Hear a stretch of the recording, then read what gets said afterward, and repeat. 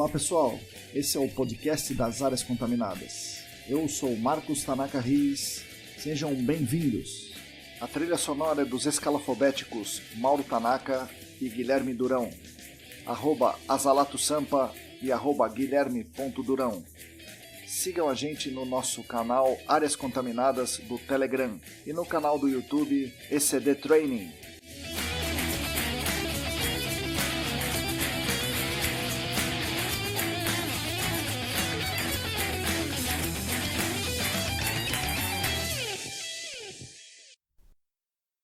Olá, para você aí que está lavando a louça, cozinhando, dirigindo, recolhendo roupa do varal, separando os EPIs para o trabalho de amanhã, bom dia, boa tarde, boa noite. Eu sou o Marcos Tanaka Riz e esse é o podcast Áreas Contaminadas, oferecido pela ECD Training e pelos colaboradores do Apoia-se e editado por Lilian Coreiaço Riz. Essa é a edição número 45, o 9º episódio da segunda temporada. A nossa principal missão é levar conhecimento e divulgação científica da área do GAC para toda a nossa comunidade, além de falar um pouco sobre meio ambiente, sobre economia e sobre a vida em geral.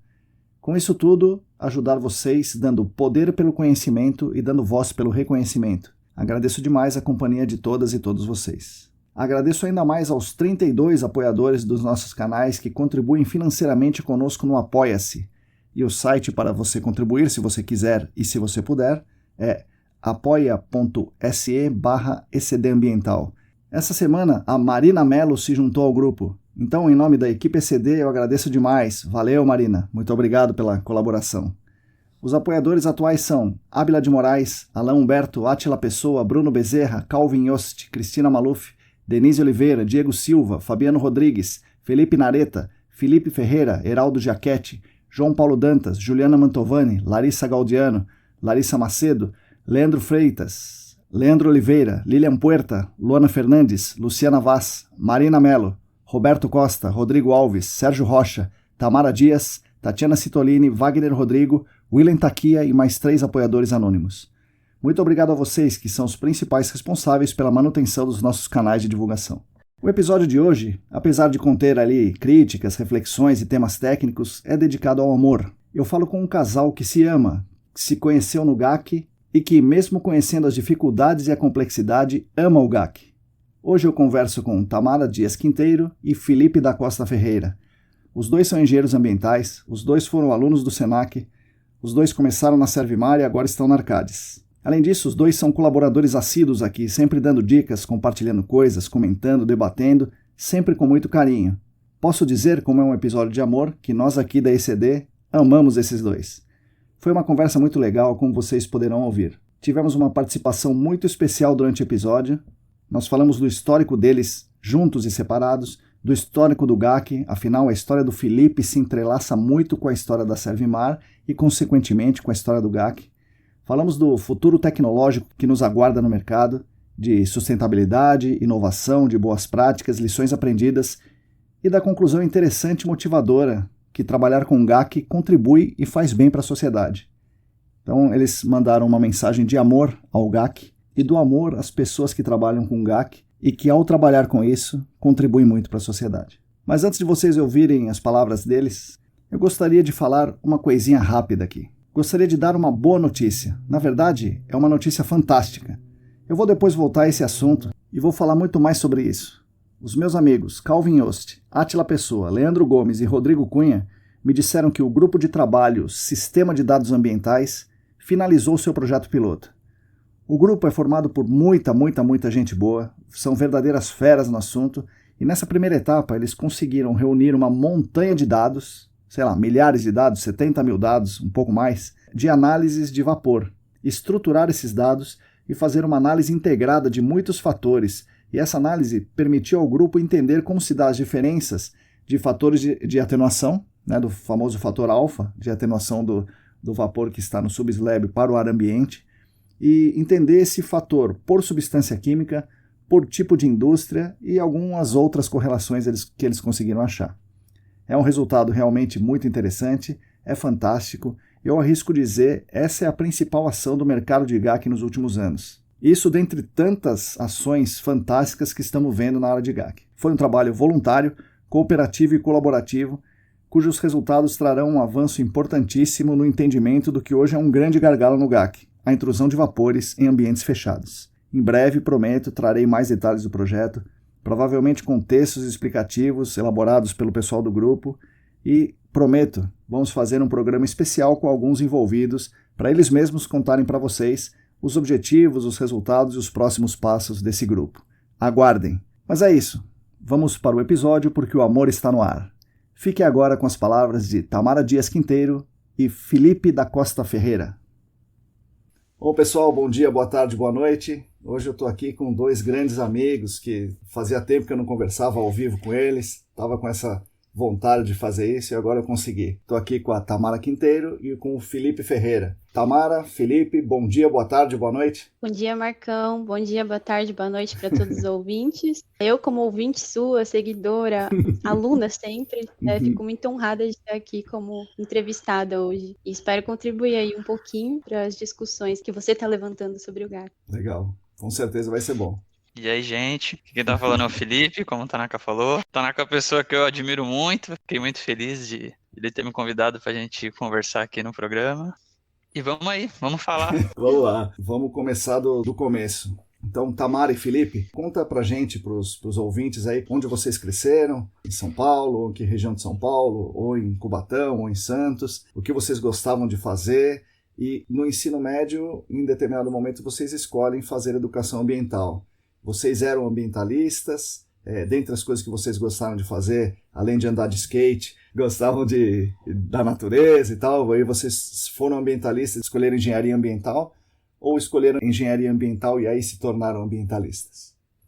Bom, eu nasci em São Paulo, morei já em algumas outras regiões, em Guarulhos, em Osasco, mas morei a maior parte aqui em São Paulo mesmo. E no colegial, Marcão, eu não era ambientalista, mas eu sempre tive, assim, uma educação, né, um viés educacional de ser criada no ambiente, de me importar com as pessoas, me importar com o meio em que eu vivia. Só que eu não tinha nenhum exemplo prático de pessoas que trabalhavam com o meio ambiente na minha família, ou que eu conhecesse, né? Então, no colegial eu estava confusa, não sabia o que eu ia seguir. E aí, por sorte, uma professora minha falou sobre a engenharia ambiental, né? Que a filha dela estudava engenharia ambiental na Faculdade Oswaldo Cruz. Então, eu pesquisei, vi a grade curricular, gostei. Achei que tinha bastante afinidade com as matérias que eu gostava. E aí fiz a graduação na Oswaldo Cruz mesmo, também gostei bastante da faculdade, é uma faculdade bem tradicional, forte em química. Fiz de 2011 a 2015 e me formei em engenharia ambiental pela Oswaldo Cruz. Legal. Você sempre foi boa aluna, Tamara, ou só virou boa aluna na pós-graduação? Não, eu acho que eu sempre fui boa aluna, assim. Sempre fui muito atenta, sempre prestei muita atenção. Gostava de tirar boas notas, então eu estudava bastante, sempre estudei bastante. Então eu acho que sempre fui uma boa aluna, assim. Não era aquela menina nerd, não era essa pessoa, mas a cara do Felipe. Mas eu era uma boa aluna, assim. Eu acho que eu não fazia mais que minha obrigação, né? Meus pais pagavam os estudos para mim e eu tinha que cumprir com aquilo e honrar com os esforços que eles estavam fazendo comigo. Legal, Tamara. E você, Felipe? Bom, eu nasci, na verdade, em Santos, que é a cidade aqui do lado de Cubatão, mas cresci em Cubatão, né? Desde criança eu sempre gostei dessa vida outdoor, digamos assim, né? De ir pra praia, fazer trilha, pra cachoeira, sempre tive bastante contato, assim, com a natureza. E desde criança também eu sempre fui muito interessado com vida selvagem. Quando era criança até queria ser biólogo, né? Fui amadurecendo por uma certa até influência do meu pai, ele falou assim, ao invés de você ser biólogo, por que você não faz engenharia ambiental, né? Pelo menos você gosta também de coisa técnica, né? Porque teve uma época que eu falei assim, eu queria fazer tecnólogo, né? Desenvolver umas coisas mais técnicas, né? Eu era uma criança, né? Não tinha muita noção do como realmente funcionavam as coisas. Fui amadurecendo, né? No colégio, então eu falei, bom, vou fazer engenharia ambiental mesmo. E aí eu entrei no Senac, né? Certo. Meu pai tinha feito já pós-graduação lá no Senac. Sim. E aí ele falou assim, cara, tem o Papa das Áreas Contaminadas da aula lá no Senac. Então, se você for para estudar, é melhor que você vá lá. Ele apareceu aqui. Legal, bem na hora. Tanaka. Fala, cara, tudo bom? Legal, tudo bom, Carlos? Legal. Faz 16 anos, né? Pois é. Ele foi a primeira 2005, turma. Né? É isso aí, ele foi lá em 2005. E desde lá, não saí mais dessa área de áreas contaminadas, né? Eu não entrei com pretensão de trabalhar com áreas contaminadas, né? gostava mais dessa parte de tratamento de efluente, na verdade. Só que aí eu comecei a ter contato, né? Você pega uma aula com o Rodrigo Cunha da vida, que você faz uma pergunta, ele vai na etimologia da palavra e fala, isso é assim, do alemão quer dizer assado. E Aí vai, você né? se encanta, né? Não tem como, Sim, com certeza. tem como se apaixonar. E você tinha essa história que o seu pai, que apareceu aí, né, é bem interessante. Ele fez a pós-graduação em áreas contaminadas na primeira turma, né, 2005. E essa história com o Rodrigo é boa, né? Porque você, antes de ter aula com ele, o Rodrigo conta isso aí, né? Que você jogava ping-pong com ele, alguma coisa assim, o sinuca, o ping-pong, sei lá. Pois é, né? Eu era uma criança, né? Era nessa época que o meu pai tava fazendo a pós. Aí tinha uns encontros, né? Da turma da pós dele, né? Sim. Mas eu não entendia nada daquilo, né? Pra mim era coisa de curso do meu pai, né? Certo. Não fazia ideia do que era gerenciamento de áreas contaminadas. Eu ia junto, né? Porque meu pai levava a família, né? Aí era um churrasco, né? Eu tava lá no meio da turma do meu pai. Que ele era vegetariano e era churrasco. Então, essa é boa. O churrasco pro vegetariano. Isso me lembra até de uma história engraçada, né? Eu fui entrar na faculdade 10 anos depois, né? Certo. E aí, certo dia, eu tava numa aula do Rodrigo, aí ele mostrou uma foto que era de uma visita de campo da pós. Mas até então eu não sabia, era mais um professor dando uma aula, né? Sim. Aí ele coloca uma foto, aí eu reconheci uma pessoa na foto, né? Aí eu falei, professor, era a primeira aula dele, né? Eu não tinha ido conversar com ele, né? Ele tava dando uma aula pra uma turma. Sim. Eu falei, eu acho que eu conheço esse cara de vermelho na foto. Aí ele perguntou, você conhece o Carlinhos? Mais ou menos, né? É meu pai. Aí a gente começou a puxar a história, começou a lembrar, você tá aqui. Não sei o quê. Engraçado, né? A minha outra pergunta é como é que o GAC entrou na sua vida? Isso aí você já explicou, né? Muito bem. Não tinha jeito de escapar, né, Felipe? Na verdade, ele entrou há 3 gerações antes da minha. Ah, é? Na verdade. Não foi nem com o meu pai. Quem fundou a Servemar, certo. Pra quem não sabe, eu trabalhei na Servemar por quase uma década, né? Foi lá, inclusive, onde eu conheci a Tamara. No meio da década de 80, o meu avô e o meu tio fundaram a Servemar. É mesmo? Isso, que nada mais era que era uma empresa de engenharia, assim, era uma empresa instaladora que prestava serviço para áreas de abastecimento, né? Certo. O meu tio, ele era mecânico e o meu avô era mestre de obras, então eles eram os executores de posto de gasolina, de terminal, qualquer área de abastecimento. Como a década de 80 foi passando, começaram a surgir serviços relacionados a combustível muito voltados à contaminação. Certo. Então, como o meu tio era um mecânico muito bom, assim, ele é bem professor Pardal, né? Por isso que você gosta de mexer nas coisas, você é bom nisso daí, né? Eu tava explicado, bom, não sei, eu gosto, né? Ele tem uma aptidão boa, assim, ele é uma pessoa diferenciada, assim, inclusive para a época, né? Um senhor que estudou até a 4ª série, o que ele fez é louvável, né? E aí, nessa década de 80, começou a ter trabalho sobre isso, né? Ele teve algumas sacadas de, digamos assim, como extrair combustível, né? Como o pessoal faz instalação de caixa separadora, sistema de bombeamento. Certo. Ele tinha um know-how muito forte com isso. E aí, os órgãos ambientais começaram a cobrar dos responsáveis legais para bombear, só que não tinha tecnologia. Nessa época, talvez nem existiam as consultorias, porque a Servemar não era uma empresa de consultoria, era uma empresa de engenharia. Aí ela começou a atender as bandeiras com esses serviços desse suporte, né? Certo. Que virou até um braço de atendimento de vazamentos, atendimento de emergências. Certo. E ele começou a montar sistema de bombeamento. Caramba, rapaz, olha aí. Quem é mais da velha guarda, perguntar do seu Costa, vai conhecer ele, assim. Antes de ter essa facilidade, assim, a Clean é uma empresa que faz tempo que já importa os equipamentos, mas até então ele fazia umas coisas na oficina dele, né? Ele tinha umas sacadas, assim... Existe ainda essa expressão no mercado de bombinha, né? Que é o cara que faz um monitoramento e vê se o sistema está funcionando. Mas isso começou, eu acho que dos bombinhas eram os funcionários que iam com uma bombinha, que nada mais era uma bomba que tira o combustível do motor. E aí a sacada dele foi assim, bom, se essas bombas pessoal colocava motobomba, bomba centrífuga em poço e puxava água, não puxava óleo, Sim, não tinha eficiência, né? sim, Na década de 80, sim, começo de 90. Ele teve uma sacada de usar a bomba do combustível, ela faz praticamente o efeito de uma peristáltica, sim, sim, só que faz dentro do poço, e aí ele usava uma boia como se fosse um skimmer, sim, colocava um chumbinho lá dentro para regular a densidade certo, e certo. boiar, e aí ele ia tirando, né? E aí ele começou a migrar para esse mercado de consultoria, né? Aí já na década de 90 começou a entrar geólogos para a empresa, e Certo, aí a Servma tomou mais essa cara de consultoria que é hoje. certo. Caramba, rapaz, eu não sabia disso, não. Olha aí. Pois é. Não, e você, cara, você conversa com ele assim, Imagina, meu Deus do céu. e ele tem uma vivência assim impressionante, porque a minha descendência é portuguesa, né? O meu Certo, avô, ele sempre trabalhou assim como construtor, quando aí veio pro Brasil, e o meu tio também veio do Brasil vindo da África, né? Ele era certo. mecânico na África. Ele ganhou até prêmio assim da Caterpillar de ser o melhor mecânico na África. Isso na década assim, antes da revolução que teve em Angola, no Sim. caso, né? 70, né? 70, um pouco É, mais. isso antes de vir pra cá. E aí eles vieram pra cá, né? Eles Certo. fundaram a empresa. Um ano depois já o meu avô morreu, num acidente até trabalhando, só que aí o meu tio Cara, continuou. Por isso que eu tenho mais histórias do meu tio, né? Do que propriamente do meu avô. E assim, ele tinha umas sacadas assim. Por exemplo, ele viu, pô, o combustível extrai tão bem na bombinha do óleo do motor, dá pra usar isso sim, pois é.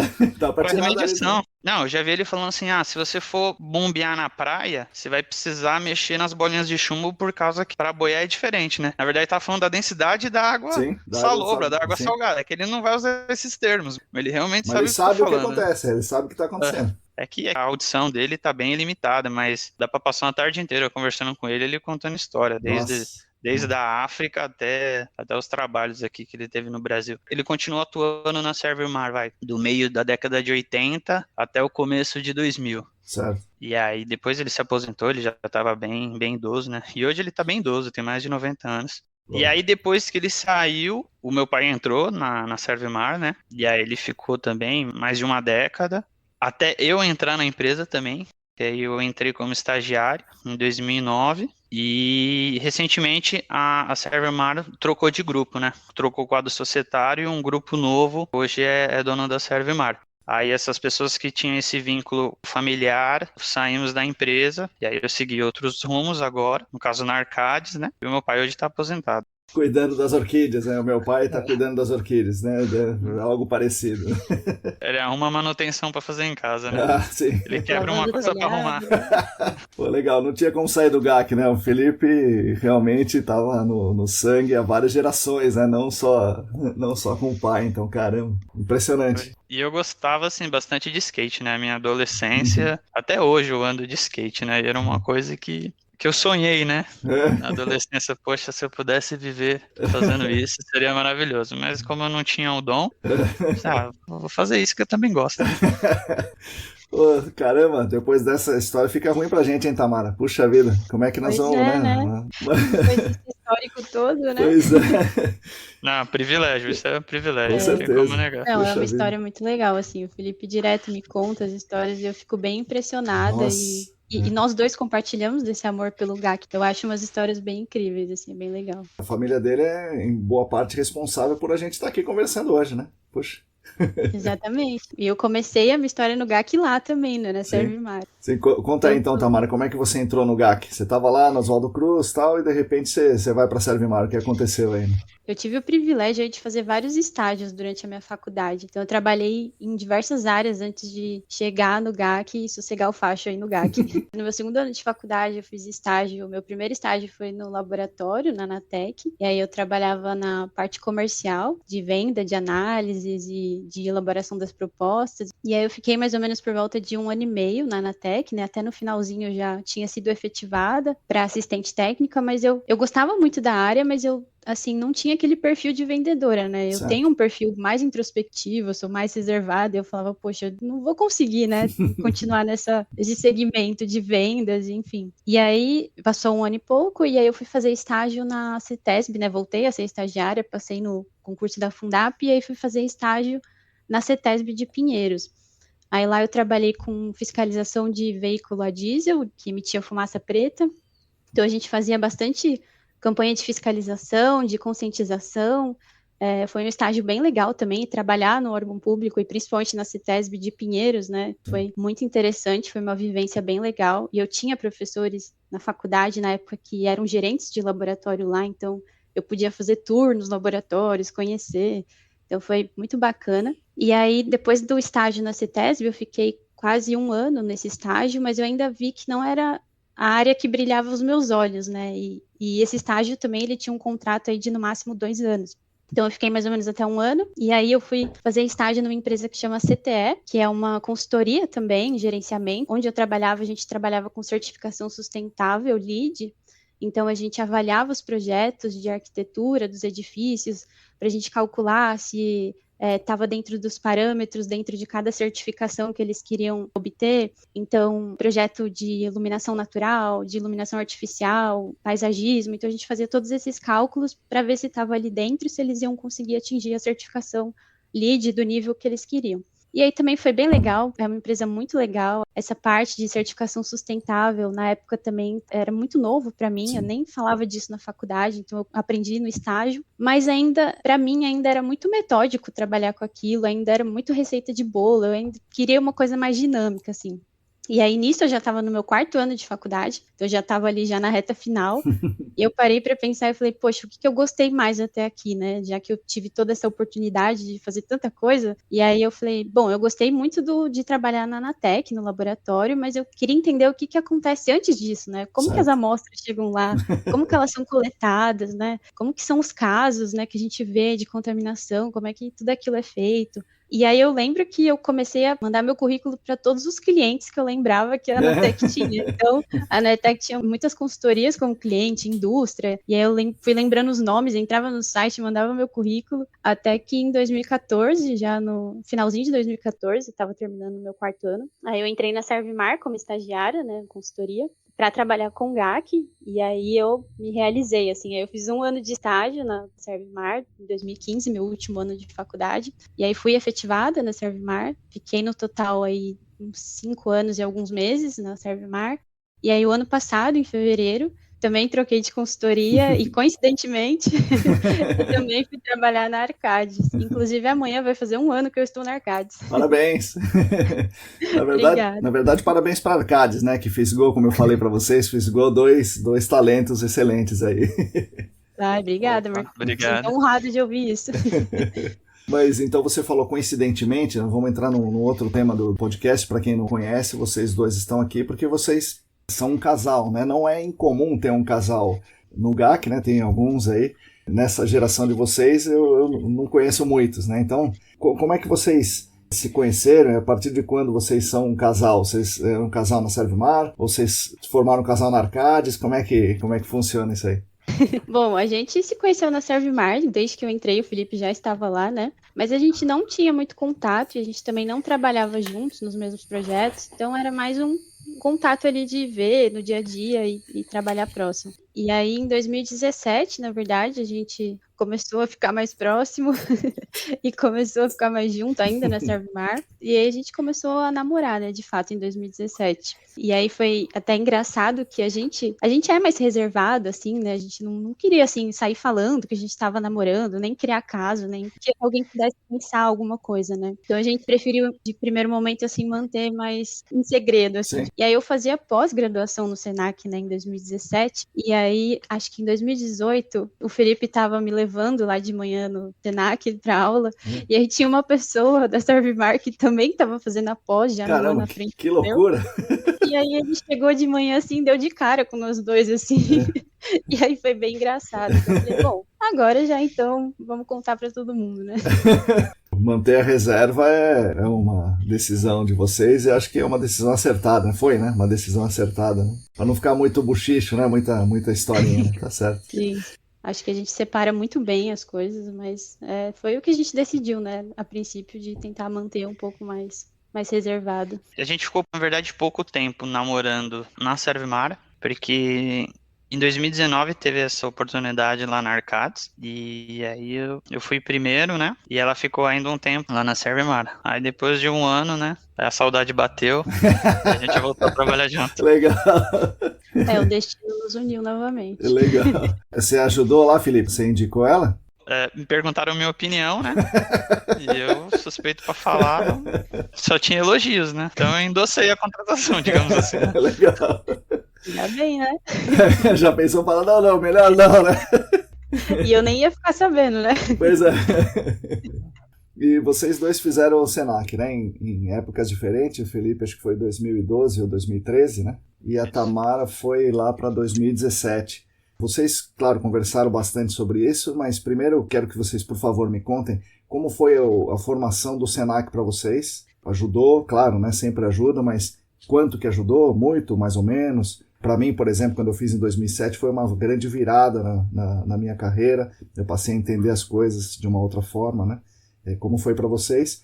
E de 2012 para 2017, o próprio Senac mudou? Bom, acho que eu vou começar a falar já que eu fiz primeiro, né? Assim, naquela época, não existiam os canais de divulgação que tem hoje, né? Sim. Então, eu lembro de, por exemplo, já na graduação eu fiz um TCC na área. Então, tudo que eu precisava de referência era artigo estrangeiro ou artigos de tratamento de água. Não tinha, digamos assim, esse espaço físico que todo mundo do GAC estava presente, né? Certo. E seguindo até os passos do meu pai, né? Lá na pós eu entrei em 2013 e terminei em 2014, né? Não tinha ainda DD38, Sim. mas a gente discutia bastante sobre, na época, que era um material muito rico, que era o Manual de Gerenciamento de Áreas Contaminadas na época, que era super avançado, então a gente discutia bastante. E já vinha professores com bastante experiência. Lembro que na minha turma, até o John da Colômbia foi lá um dia. Certo. Sempre trazendo gente de fora, referência de fora. Foi, assim, diferencial impressionante, né? Aquilo que a gente via num manual ou via num artigo, a gente tinha com quem a gente conversar lá, né? Certo. O cara que elaborou estava lá, né? E na pós é assim, né? Você tem a aula e aí você, não satisfeito, você vai almoçar ainda com o pessoal e ainda continua falando daquilo, né? É impressionante, né? É isso mesmo. Na minha época, as aulas eram majoritariamente de sábado, né? E quando tinha algum feriado, passava para uma aula para sexta-noite. Eu recomendo para todo mundo fazer. Eu imagino que com a publicação da DD, o curso deve ter tomado um outro formato. E eu só tenho coisas boas a dizer. Assim, mudou minha carreira, me deu uma noção de como as outras consultorias trabalham também, porque muita gente compartilha a experiência. Eu estava só no meu mundinho de ler e o que a gente fazia nos projetos, né? E é interessante você ter essa noção de como o mercado está trabalhando, não só por questão técnica, mas também por questão de carreira, por questão voltada a direito, por questão voltada à gestão, né? Sim, como então, funciona, né? Como é que é a abordagem nas outras empresas, isso é bem legal, um negócio muito importante lá no curso. Sim, network, fiz amigo lá, que eu tenho contato até hoje, né? E a Tamara, quando ela fez, era 2017, né? Então, ou seja, né? Quando ela estava lá, saiu a DD, não é isso? Exatamente. Em 2015 eu ainda era estagiária, né? Então ainda fazia a engenharia ambiental. Aí em 2016, quando eu fui efetivada, já se falava sobre a pós do GAC, né? Se incentivava muito dentro da Servimar a fazer, porque a maioria dos funcionários lá tinha feito. Só que aí eu fui fazer um campo, e aí acabei fazendo uma atividade de campo quase o ano todo, e aí fui deixando, assim, né? Falei, bom, vou esperar mais um tempo. E aí, em 2017, eu entrei na pós de gerenciamento, e aí foi bem legal, porque eu entrei bem na época que saiu a DD 038, então eu acho que o curso, como o Fê falou, eu acho que ele se moldou, e a gente discutiu muito a DD 38, né, a gente destrinchou, assim, de cabo a rabo a DD 38, então foi muito legal, porque eu também pude levar essas discussões para dentro da Servimar, né, então foi bem bacana, e para mim, a pós, assim, foi um divisor de águas, assim, tecnicamente na minha vida. Então, como eu trabalhava antes da pós e como eu trabalho depois da pós. E aí te dá muitos insights, né? Te abre novos horizontes. E como o Felipe falou, a gente faz um network muito legal. Então, na minha turma tinha gente de outras consultorias grandes, pequenas, pessoas que, na verdade, eram nossos clientes de consultoria. Então, tinha gente da incorporadora, tinha gente da CETESB também, do órgão público. Então, foi bem legal, assim, tinham discussões muito boas e muito ricas, e como o Felipe falou, também falo com as pessoas até hoje, e é bem legal. enriquecedor.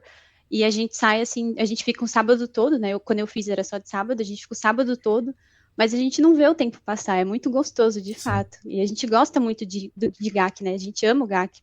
Então é muito bom ficar ali discutindo com quem é fera no mercado, e aí tendo os insights, e aí levando isso para os seus projetos, é bacana demais, assim, recomendo para todo mundo. Legal, e agora a Tamara vai voltar para lá, se tudo der certo. Em Pois é, 2021 está lá de novo. estarei lá, sou aluna de novo, recebi um e-mail já aqui de aprovação, então... Legal, muito bom. E uma das coisas que vocês fizeram, não sei se vocês fizeram juntos, foi aquela caixa de luz ultravioleta, que vocês devem ter visto lá durante o curso. E vocês fizeram na empresa e usaram. Como é que foi? Usaram? Deu certo? Não deu certo? Como é que foi isso aí? Vamos dar os créditos a quem fez a caixa de fato, né? Foi o Paulo Henrique da Servimar. E aí ele tinha um curso de elétrica, acho, na época, e aí acabou que direcionou para ele montar a caixa, e a gente passou as diretrizes. E na época, na verdade, o pessoal da Servimar tinha feito o curso de amostragem de solo também, então eles tinham conhecido a caixa por esse curso. Legal. E aí a gente discutiu internamente e o Paulo Henrique colocou em prática aí todos os seus ensinamentos e montou a sua caixa lá para Servimar. Acabou que não deu tempo de eu usar, eu acho que o Fê também não usou, porque a gente acabou já saindo e indo para Arcades, né? Então a gente acabou não usando a caixa. Mas Poxa, que pena, senão vocês iam contar algumas coisas pra gente. Mas, assim, eu lembro que nas reuniões de implantação... Reunião de implantação, meu Deus! E eu lembro de ter um plano de investigação. Eu lembro de escrever ele e falar assim, ó, quando a caixa preta ficar pronta, tem que levar essa nesse cliente aqui que tem bastante Alnepo. Só que aí eu saí, eu não sei detalhar como foi a aplicação dela. Pô, que pena. Ia ser divertido aqui contar para as pessoas. Mas a gente fez uns testes. Eu lembro que eu peguei um produto de uns 3 casos diferentes, coloquei num vial e coloquei lá dentro da caixa para ver como que era a fluorescência assim, de cada produto. Brilhava bonito. Um brilhava mais, outro brilhava menos, mas isso aí foi uma das últimas coisas, acho que foi nos últimos dias que eu fui lá, eu entrei lá, falei, deixa eu colocar esses vaiozinhos com fase livre aqui dentro, vamos ver a fluorescência se muda muito. Deixa eu fazer o teste aí. Não, e funciona, essa sua sacada assim da caixa é sensacional, Marcos. Eu espero que a gente ainda possa aplicar em outros projetos e usar na Arcades, porque é muito legal, né? Você economiza de mobilização de equipamentos de alta resolução e consegue usar em tantos lugares. É muito bom. É e barato, já tem lá, simples, né? Exato, é barato de montar, é simples. Você consegue carregar ali no carro, né? Então... Sim. Eu acho que a ideia não é uma ideia tão brilhante assim, né? Mas é o jeito de olhar para a coisa. E até queria que vocês falassem sobre isso, como é que é o GAC era visto e é visto agora. Porque antes é o poço, né? O poço de monitoramento que mandava em tudo.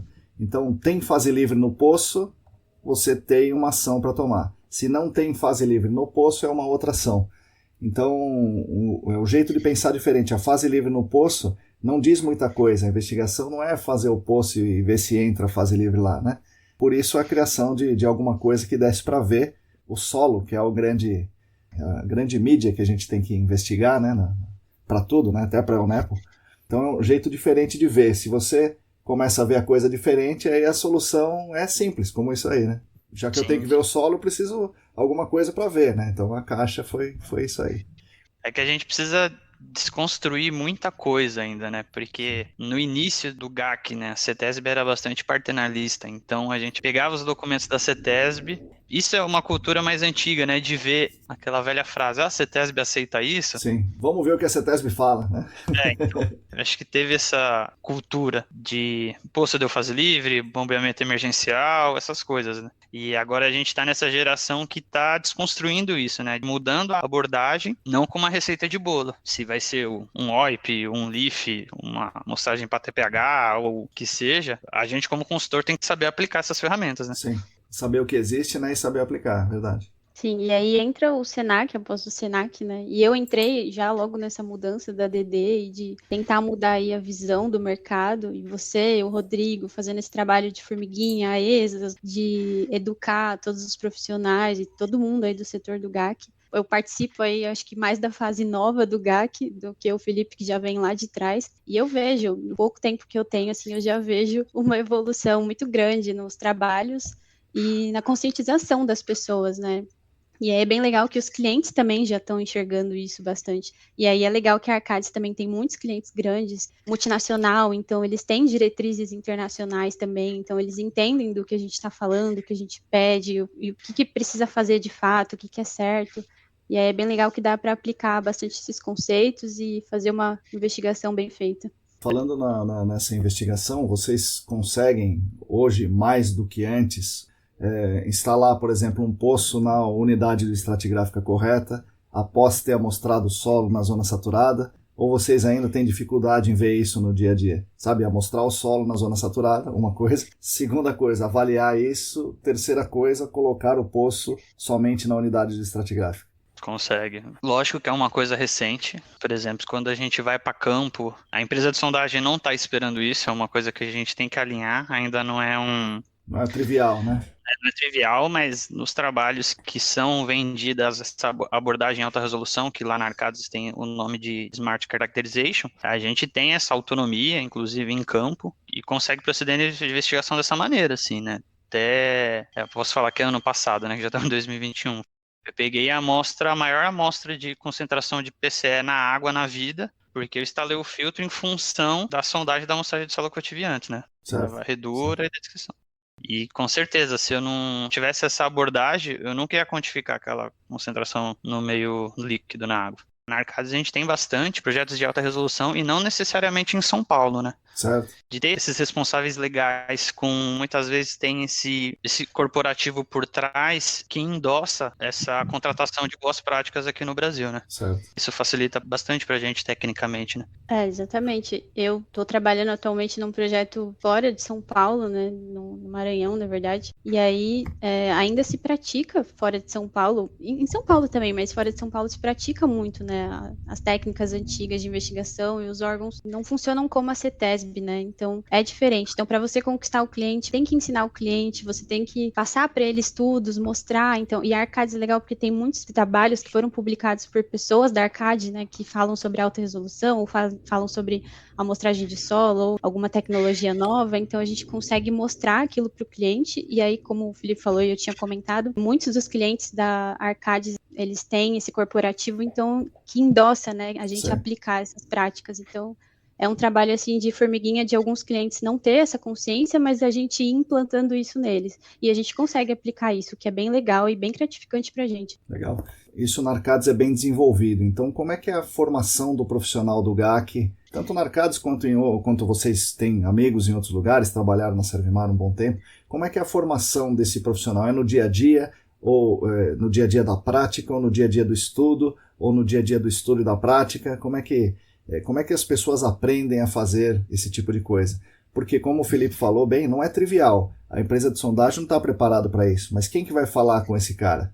Ou dentro da própria Arcades, eu imagino que tenha muita gente trabalhando lá. Não é todo mundo que tem essa ideia, essa clareza que vocês têm, que vocês estão falando. Tem muita gente que tem, mas tem um bom número de pessoas que não tem. E como isso é trabalhado dentro da Arcades, como isso é trabalhado em outras empresas e como isso é trabalhado com os fornecedores de vocês? Eu acho que assim, esse alinhamento com a empresa de sondagem normalmente começa já em fase de proposta de negociação dos trabalhos, né? E de fato o que você falou, nem todo o serviço é feito em alta resolução, né? Boa parte sim, mas não é 100%. A gente tenta, na medida do possível, entrar com essa abordagem, né? Mostrar para o cliente onde que ele vai investir o dinheiro dele de maneira mais inteligente, né? E em relação aos profissionais, assim, o pessoal que faz campos tem formação de geólogo, engenheiro, e essa difusão de como proceder no campo, o que a gente tem visto é assim, vai uma pessoa mais sênior, quando vem uma pessoa recém-contratada, por exemplo, aí acompanha o campo, passa, digamos, os macetes, indica referência. Quando não no escritório, independente de campo, a gente organiza também uns diálogos técnicos, né? Que aí tem bastante discussão técnica sobre esses assuntos. Eu acredito que as equipes estão bem municiadas, assim, para ir para campo, para fazer alta resolução, né? Certo. Os diálogos técnicos, então, funcionam bem, vocês acham? Sim, funciona. Sim, é bem legal, porque é um momento ali de compartilhar experiências, né? Então, você compartilha tanto os resultados que deram certo, quanto os resultados negativos, porque resultados Certo. negativos também são resultados, né? Sim, sim. Então, essa troca de experiência é muito legal. Eu acho que é uma das partes mais legais, assim, das empresas que promovem isso, né? Eu acho que isso é fundamental para a formação do profissional. E é incentivar ele a sempre estudar, a fazer a pós no Senac, ou fazer um curso da ESAS, ou fazer algum curso, ir atrás de estudo mesmo. Eu acho que o caminho é esse. E aí fazer campo, né? Não tem como a gente entender tudo, estudar e não fazer o campo, não entender como acontecem as coisas no campo. Tem que ter essa vivência de campo também. Acho que é fundamental. E aí tudo isso transforma aí num colaborador que consegue aplicar e ter as boas práticas do GAC. Falando no campo, vocês têm razão, né? As coisas acontecem lá no campo e é fundamental, né? Não precisamos ficar falando nisso, porque o GAC é isso, né? O trabalho é aquela coleta dos dados lá. É isso que é o GAC. E como é que vocês veem o mercado fazer? Porque o que eu vejo é o mercado mandar para o campo, entre aspas, o profissional menos qualificado da empresa. Então quem vai para o campo é o cara júnior, o cara iniciante, é o estagiário, é o cara que com experiência de campo, mas ele não tem autonomia para tomar decisão, como o Felipe teve, né? Nesse caso, vou fazer a sondagem, vou fazer a varredura, eu quero esse poço aqui, e aí ele obteve o resultado. Mas normalmente isso é uma exceção, eu vejo como uma exceção. Normalmente quem vai para o campo é o cara que não tem autonomia ou não tem condição de tomar decisão. Vocês estão me falando diferente, que na Arcadis o Felipe, por exemplo, é uma pessoa que vai para o campo. Como é que funciona no mercado? Qual é a diferença do mercado para Arcadis? Isso é um problema ou isso que eu acabei de falar só é válido em casos especiais? Pode o iniciante mesmo para o campo? O que vocês acham? A gente fala muito disso, a gente falou até essa semana sobre isso, né? Eu fico bastante satisfeito que na Arcadis a gente tem essa autonomia de, se eu pensar que eu preciso estar no campo por causa de certa complexidade, eu posso ir. E já teve casos que a gente trabalhou de ter 4 engenheiros em campo. Sim, não necessariamente numa frente só de trabalho, mas você ter essa troca de figurinha assim constante, esse dinamismo de ter bastante gente em campo, vendo coisas diferentes, em áreas diferentes. Eu tô lá na alteração lá em cima, eu tô furando aqui no sedimento, você acha isso, vendo aquilo. Eu sei que isso não é praticado pelo mercado inteiro, é exatamente isso que você falou. Nem toda empresa tem orçamento tem recurso para colocar uma pessoa mais experiente em campo, mas eu acredito que conforme a gente valorizar mais a coleta dos dados em campo, a tendência do mercado olhar com melhores olhos para quem está fazendo a coleta de dados. E isso, assim, não é só a amostragem de solo, é para quem está fazendo um slug test, para quem está fazendo uma preliminar, para quem está lá avaliando onde é a drenagem da região, sabe? E o meu desejo era que o mercado, vamos falar de um termo mais simples, pague um trabalho de qualidade feito em campo. Certo. E aí as consultorias vão poder bancar essa estrutura em campo. E às vezes o funcionário de campo ele não é tão valorizado, Sim, né? pois é. Ele é a pessoa que faz o campo. E não é essa visão, né? E ele A é pessoa que faz o promovido para o campo- escritório, né? Quando ele é promovido, ele sai do campo. Exato. E aí tem que mudar essa visão, essa cultura. A semana retrasada isso, a gente tava no contratante, né, um cara super experiente, assim, de baixa vazão. Eu fiz questão de mostrar pro cliente, eu falei assim, eu trouxe esse rapaz aqui da equipe, ele é um dos funcionários mais antigos da Arcadis, ele é uma das pessoas mais experientes que vai estar dedicado aqui essa semana fazendo essa frente de amostragem de água, né? Porque eu acho que o cliente precisa ter essa percepção, sabe? Sim, sim. Até para ele confiar em quem tá na frente de trabalho, né? Sim. Que não é o cara que foi lá só executar um trabalho braçal ali, né? Sem muita importância, e o chefe é que é o sabido, né? Não, o cara que tá lá é o sabido, né? E as decisões importantes são feitas em campo, Exatamente, né? É isso aí. Até uma expressão que eu já escutei, né? Aquele campo foi feito por telefone, né?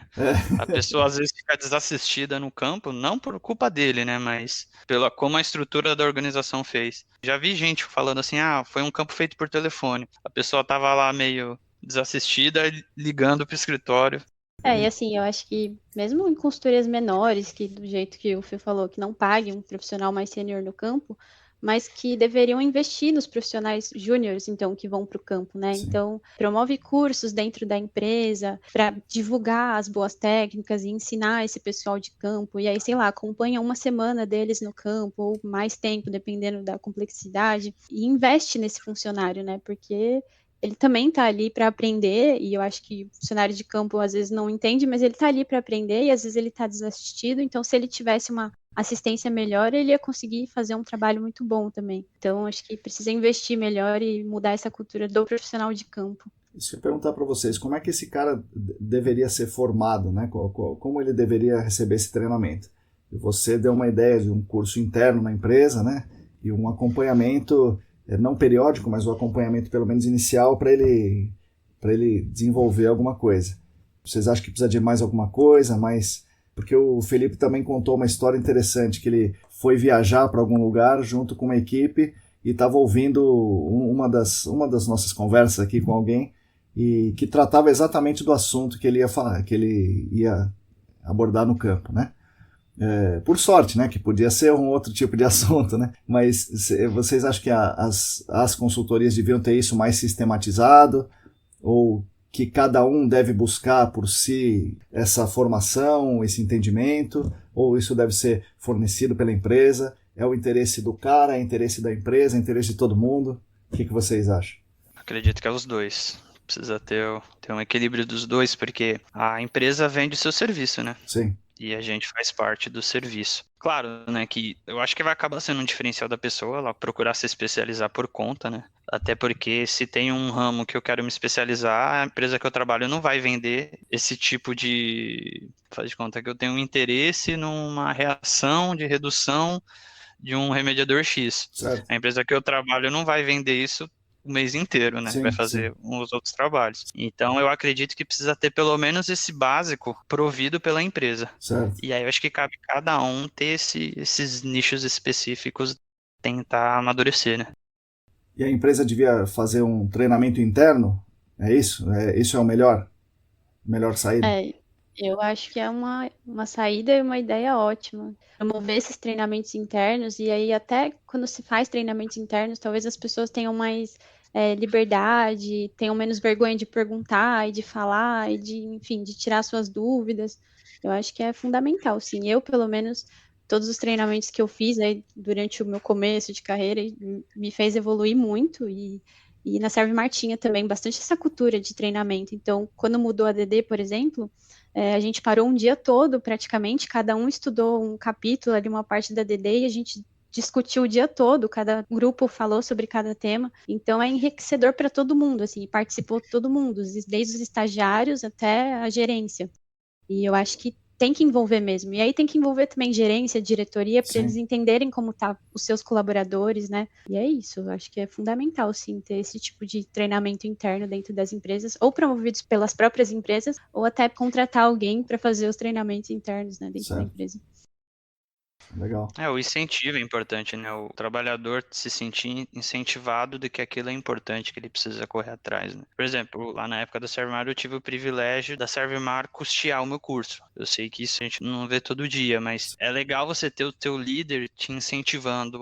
Tá vendo tal vídeo, te mandando uma referência, falando, isso aqui é importante. Isso eu acho, na minha visão, assim, bem legal. Assim, às vezes você não vai ter o recurso para fazer, mas pelo menos um incentivo mostra e muda a sua percepção o quão importante é. Legal. E lá na Arcades, para as pessoas ter uma ideia do que nós estamos falando, do tamanho, como é que é? Vocês estão em equipes diferentes e tem quantas pessoas na sua equipe? Quais são as atribuições de vocês ali dentro da Arcades? Vocês são pessoas de campo ou de escritório ou de tudo? Vocês são coordenadores? Vocês falam com o fornecedor ou falam com o cliente ou tratam internamente da equipe? O que vocês fazem ali?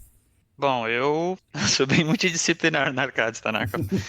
Eu faço bastante campo, a gente tem contratos que permitem isso. Participo na parte técnica de elaboração de proposta, plano de trabalho, desenvolvimento até de soluções que não necessariamente é uma proposta.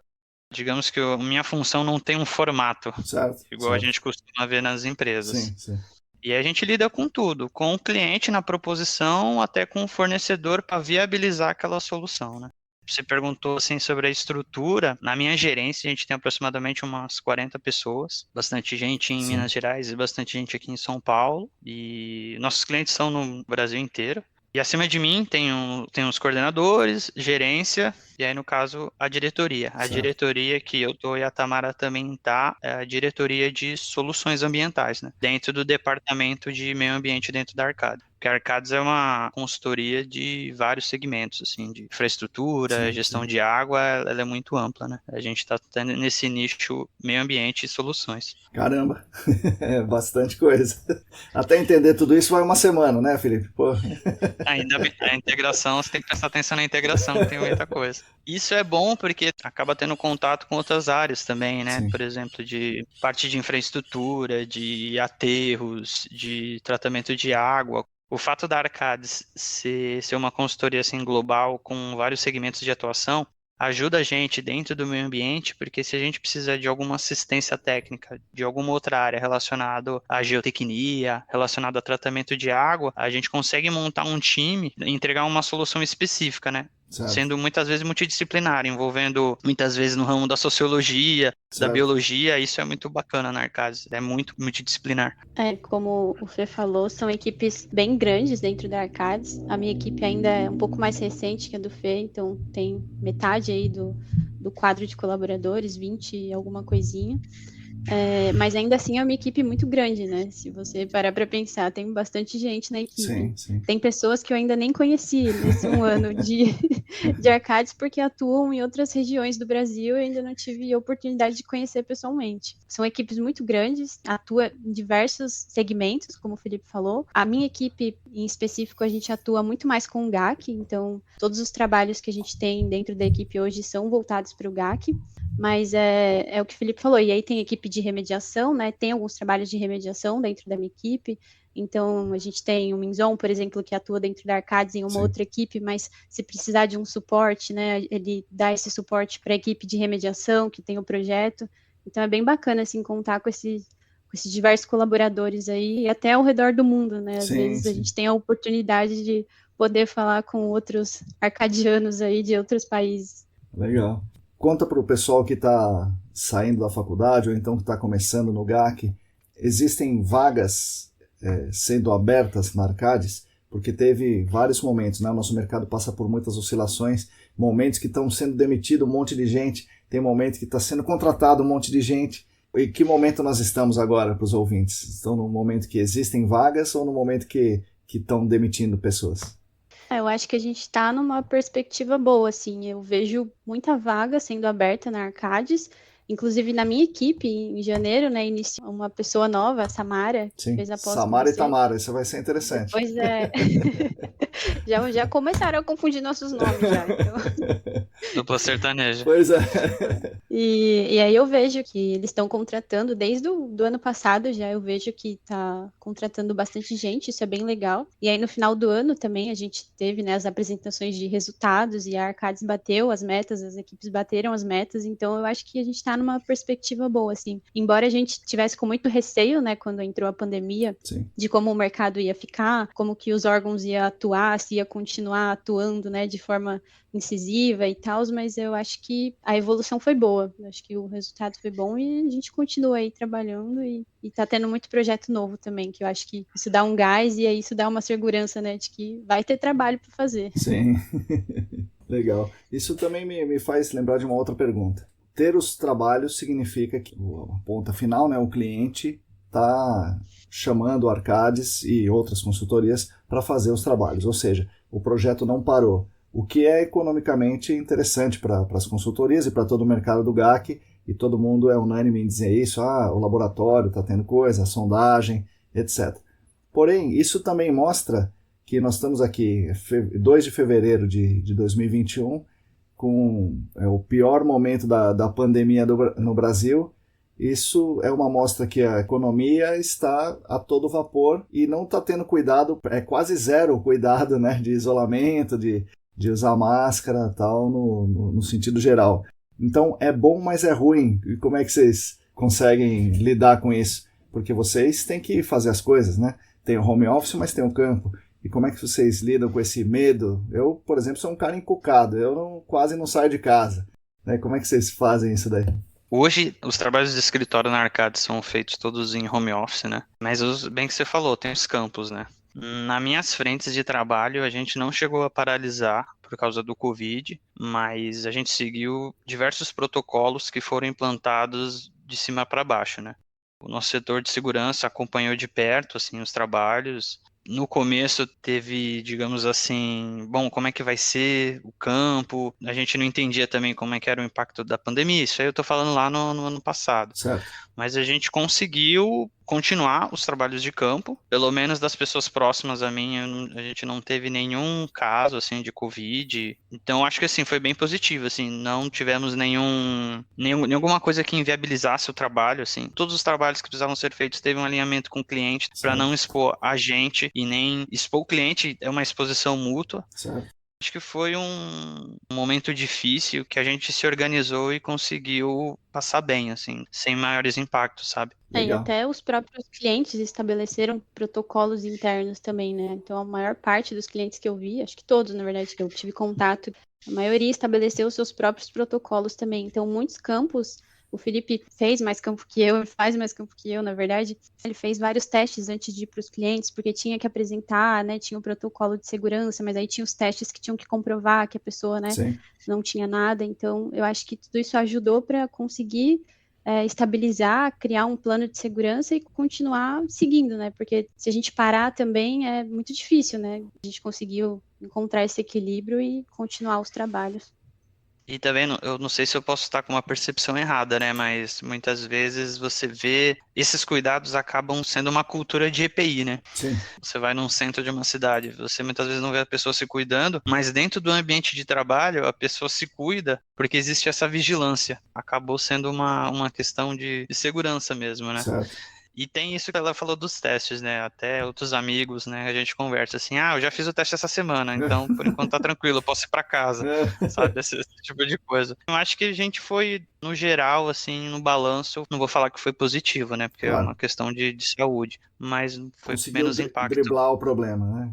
Então, legal. Tenho algumas dúvidas um pouco mais técnicas. Eu estava recentemente vendo um relatório, tudo bem, não é um relatório tão recente, mas é, sei lá, 2014, coisa assim, de empresa que não é tão pequena, né? Uma empresa grande, e onde as pessoas fazem um negócio que eu já vi muitas vezes, né? Não é essa empresa, o problema não é dessa empresa, o problema é nosso, né? Do mercado. Diz assim, olha, eu instalei 20 postos de monitoramento e eu vou fazer slug test nos 20 postos de monitoramento porque eu quero ter a condutividade hidráulica média da área toda. Isso é eu vejo como um grande problema. A pessoa que está fazendo esse relatório está com vários problemas conceituais aí. O que vocês acham que causava isso? E se vocês acham que isso ainda existe por aí? Eu acredito que ainda existe, sim. As pessoas precisam sumarizar as informações coletadas em campo em forma de um relatório. Certo. E muitas vezes elas simplificam ao ponto de fazer uma coisa dessa, né? De você pegar vários dados diferentes e querer transcrever com um dado que cabe dentro daquele espaço amostral que você coletou, mas não é representativo, né? Sim. Mas eu acredito que ainda acontece isso. E se eu não me engano, a DD38 fala disso, sobre fazer um ensaio de slug test em todos os postos. E aí ela a fala, pessoa tem. E daí já junta duas coisas, né? Aí eu acho que o consultor acaba misturando os conceitos, né? os conceitos. E veja que coisa absurda. Daí ele faz os slug tests nos 20, e um dá 10 a menos 8, outro dá 10 a menos 5, ele tira a média. Mas espera aí, se um deu 10 a menos 8, outro deu 10 a menos 5, quer dizer que eles não estão representando a mesma coisa. E como é que o cara tira uma média, meu Deus? Possivelmente instalados totalmente diferentes, né? Um do outro, da camada, ou misturando camadas, né?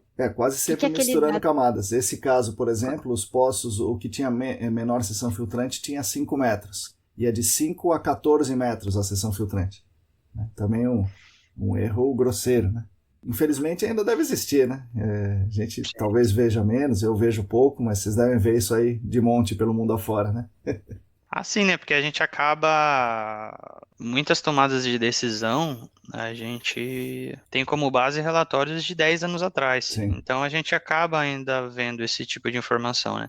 Cabe a gente dar a volta por cima disso, né? Sim. tentar desenvolver alguma coisa para aferir esse dado, né? Para a gente não tampar os olhos e falar assim, tá escrito isso em algum lugar que algum consultor que emitiu a RT escreveu isso, eu não posso olhar cegamente para isso e adotar, né? E ao mesmo tempo deve ficar difícil, né, para a consultoria que está agora, né, falar assim, olha, o que está feito aqui é um lixo, vamos jogar fora. Daí o cliente pode ficar nervoso, né? Então é duro esse fio da navalha aí, né? Porque o responsável legal dificilmente vai contratar alguém que não fale a língua dele, né? Ele vai preferir trabalhar alguém que fale o que ele quer ouvir, né? Sim. Mas falta, às vezes, né, no profissional aquele entendimento básico do GAC, né, da hidrogeologia, da geologia. Acho que é fundamental a gente saber o básico antes de partir para uma alta resolução, por exemplo. Sim. Então, você tem que ter esse conhecimento. E a gente até assistiu uma palestra essa semana do Irata falando sobre isso, né, com o Everton. E ele falou muito isso, que quando ele foi estudar em Waterloo, ele, assim, foi estudar a lei de Darcy, Certo. mas ele viu a fundo o que era aquela lei, como ela era aplicada, né, de onde saiu, e aí as discussões eram em torno da lei de Darcy, Sim. mas ele entendeu, ele estudou aquilo de verdade, Sim. né, então você tem que entender o que é aquele conceito, para depois você para tratar os seus dados e gerar os seus dados, exatamente. E uma coisa que às vezes eu até falo pra Tamara, né? Uma coisa é você reproduzir o que você leu, outra coisa é você saber o que tá falando, né? Sim. Há um tempo atrás, né, eu até tinha assim uma brincadeira mental, né? Pô, quando eu tava desenvolvendo o poço, pelo tanto que a recarga dele eu já falava, cara, esse poço vai ser uns -4 de K, hein? Só pelo desenvolvimento já dá pra ter essa noção, né? E é interessante as pessoas terem noção do que quer dizer esse dado, não ser só um número, né? Sim, ter sim. essa percepção do que quer dizer. Sim. Isso até é um alerta para gerações futuras, né? Porque hoje a gente vê uma aquisição de dados muito grande. Sim. E o GAC é legal porque o GAC está acompanhando isso, né? O GAC está evoluindo muito bem com as tecnologias e com essa parte digital e tudo mais. Mas a gente não pode esquecer daqueles conceitos fundamentais, né? Então as pessoas têm que ter muito isso em mente, assim, isso tem que ser ensinado e tem que ser a raiz ali. Sim. Tem que ser consolidado no funcionário e na pessoa que está trabalhando. E falando de uma outra coisa técnica aqui que me ocorreu agora, vocês trabalharam, vocês já viram várias remediações, vocês já viram remediações termais acontecendo, né? Já viram isso daí, já avaliaram talvez. São várias coisas que me intrigam, né? Na remediação termal, que é tida como um grande, uma pedra filosofal, uma espécie de pedra filosofal que se transforma a contaminação em ouro, né? Mas é claro, né, nada é tão simples assim, e quem estuda isso a fundo já fala isso. Mas nós do mercado somos meio que levados por essa história de que a termal sim é que é boa. Tá? Como é que é feita a amostragem de solo na remediação termal? Porque vi vários resultados que ali a amostragem de solo mostrou que a contaminação saiu do solo e tal. Mas está quente? É estranho isso daí. Eu acho estranho, mas vocês conhecem mais, aí sabem, eu nunca vi fazer, né? Se vocês já viram, conta aí para mim, como é que funciona essa verificação do solo na termal? É interessante isso que você falou, Marcão. A termal é uma tecnologia aí mais nova, né? Uma das mais recentes aí de remediação.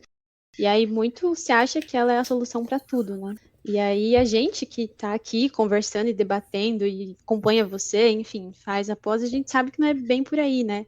Que você tem que ter um bom modelo conceitual, você tem que ter tido uma investigação muito boa. Porque adianta você fazer uma termal se você não achou suas fontes primárias e secundárias. Você vai atuar com a termal no lugar certo? Certo. Porque a hora que aquilo esfriar, aquilo vai voltar, né? Sim. Essa é a tendência. Então, e a amostragem de solo, eu não tive o prazer de acompanhar a amostragem de solo, mas alguns colegas meus fizeram. E a amostragem de solo é basicamente coletar a amostra de solo, e aí você coleta ela por dual tube, enfim, da forma que for, só que você usa um amostrador diferenciado, né, de inox, se eu não me engano. E aí depois ele é esfriado, você coloca ele numa bandeja de gelo, e aí depois disso você coleta a sua amostra de solo e faz a leitura do PID e coleta a sua amostra de solo. Mas é o que você falou, tem muitas incertezas, né, e eu acho que isso ainda precisa ser muito discutido. Então eu trabalhei num projeto de remediação termal, que eu acompanhei até uma certa fase ali, e eu lembro que nos dados, a água subterrânea, ela, depois de 1 ano e meio, ela ainda não tinha chegado na temperatura que ela estava no background, digamos assim. Então é muito tempo. E aí, se a água está quente assim, o solo está quente também, e aquilo é representativo, certo, né? Então, quanto tempo a gente tem que esperar para fazer a amostragem mesmo e ver que aquilo está funcionando? Então, eu acho que tem que ser muito bem estudado. Legal, aplicou a remediação termal, ela é fantástica, né? Os sistemas são muito legais e tudo mais, é uma tecnologia muito inovadora, né? vários controles digitais e tal. Mas e depois, né? Como que você monitora aquilo e avalia que aquilo não vai voltar e que aquilo tá certo, tá tudo ok, né? E você atingiu a sua CMA, mas a sua água ainda tá quente, o seu solo ainda tá quente. Então, eu acho que é um nicho aí do mercado a se discutir muito ainda. Acho que poucas empresas ainda trabalharam com termal, então eu acho que são discussões que estão acontecendo agora, e é legal ver isso, por exemplo, no AESAS, né? Teve uma sessão só de remediação termal. Sim. E é bem legal que foi discutido bastante casos e a gente vai vendo como que foi aplicado, como que foram os monitoramentos depois, o que dá para melhorar, né? E eu acho que falta bastante paper, assim, publicação sobre isso, sobre esses dados e como avaliar eles de forma correta. Outra coisa da termal, ela se baseia em aquecer, né? Claro, né? E fazer aquela massa residual retida que está na zona saturada ou na zona não saturada, mas de alguma forma está presa no solo, ela sair de lá, né? Normalmente volatilizando ou às vezes diminuindo a viscosidade indo para a água, né? Então tem que ter outro sistema conjugado, ou extração de vapor, ou bombeamento, ou os dois. Mas eu não estou vendo as remediações termais terem uma investigação adequada com unidades estratigráficas, né? Separando cada unidade com a sua relação e tal. Porque quando ele esquenta e o vapor sobe, e o vapor pode pegar um caminho preferencial em uma zona de fluxo e andar por essa zona de fluxo e não entrar na sua extração de vapor que você queria. Ou então pegar uma lente de argila, ele volatiliza dali, mas ele pega uma lente de argila e se condensa nessa outra lente de argila. Precisaria aquecer uma outra camada, talvez. Eu não vejo esse estudo tão avançado assim como deveria ser numa remediação termal. Vocês acompanharam mais? Vocês já viram esse tipo de estudo sendo feito? Ou vocês acham que isso é um preciosismo meu e que isso não teria necessidade? Aqueceu, extraiu e fim de papo. Não, eu acho que tem que fazer, com certeza. E é o que você falou, tem poucos estudos, sim. Eu lembro até que na conferência da ESAS, acho que era o pessoal da Macmillan que estava apresentando, e eles têm um sistema mais diferente, né, da outra empresa que também faz termal, de ter o vapor cap, e aí eles extraem, focam a extração de vapor ali naquela área, enfim, um sistema é diferente. Eu lembro até de ter perguntado se eles tiveram um caso que eles viram exatamente isso, de ter uma condensação e aquilo voltar, né, porque não conseguiu extrair. E aí eles até falaram, é muito difícil de avaliar isso, a gente não conseguiu avaliar nesse nível de detalhe, a gente não conseguiu ver esse caso, mas pode acontecer, né? Então tem que tomar todas as medidas necessárias para que isso não aconteça. Mas, de fato, eu nunca vi um estudo detalhado sobre isso, não, Marcão. E aí tem que instalar o seu sistema de SVE muito bem instalado, entender as suas zonas, que nem você comentou, né? Ah, o termal atua na heterogeneidade, não importa o tipo de solo, ele vai atuar bem. Tá, mas e aí o seu SVE, né? Onde ele está atuando? E o que você tem em cima, embaixo? Enfim, você tem que entender, sim. Eu acho que falta ainda um pouco, criar esses conceitos para a aplicação da termal. Eu ainda acredito que é um passo antes, né? Porque dependendo se você vai usar isco, se você vai fazer um encapsulamento, independente da técnica, você precisa ter esse detalhamento, né? Porque você só vai ter certeza na aplicação da sua técnica quando você detalha o seu problema, né? Sim, sim. Eu sinto que o termal foi igual foi o MIP há umas décadas atrás, né? Chegou aqui no Brasil, Vamos lá. é a solução mágica. Mas daqui 10 anos vai ter uma outra bola da vez, assim, como o santo grau do mercado. Sim, sim. E uma coisa que vocês falaram me lembrou de outra. A extração de vapor já é um negócio que já está há um bom tempo aqui no Brasil e totalmente disseminado. Mas eu nunca vi, não sei, agora queria que vocês me falassem, se vocês já viram, uma investigação nesse nível de detalhe necessário para uma extração de vapor feita antes da extração de vapor. Porque o que eu vejo fazendo vamos instalar o poço de extração de vapor de 1 metro, de 2 metros, seja quanto for, a zona não saturada, e o cara quer que todo o vapor entre por ali. Mas se você tem diferentes unidades, não é todo o vapor que entra por ali, é igual a água, né? O poço de monitoramento, se está conectando várias camadas, entra mais água de um do que do outro. E eu não vejo esse tipo de detalhamento na investigação para uma, entre aspas, simples extração de vapor. Ou para um simples MPE. Vocês já viram isso acontecendo?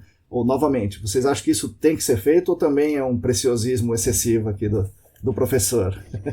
Eu acho que tem que ser feito, e é aí que tá, né? Você saber integrar os dados da sua detalhada ou da sua investigação para a remediação junto com os dados do piloto, né?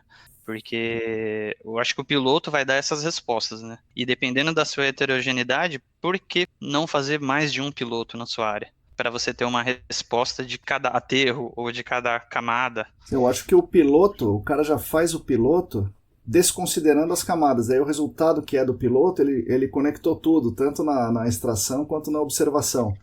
E aí o dado do piloto eu já sei lá, eu acho que já não representa, né?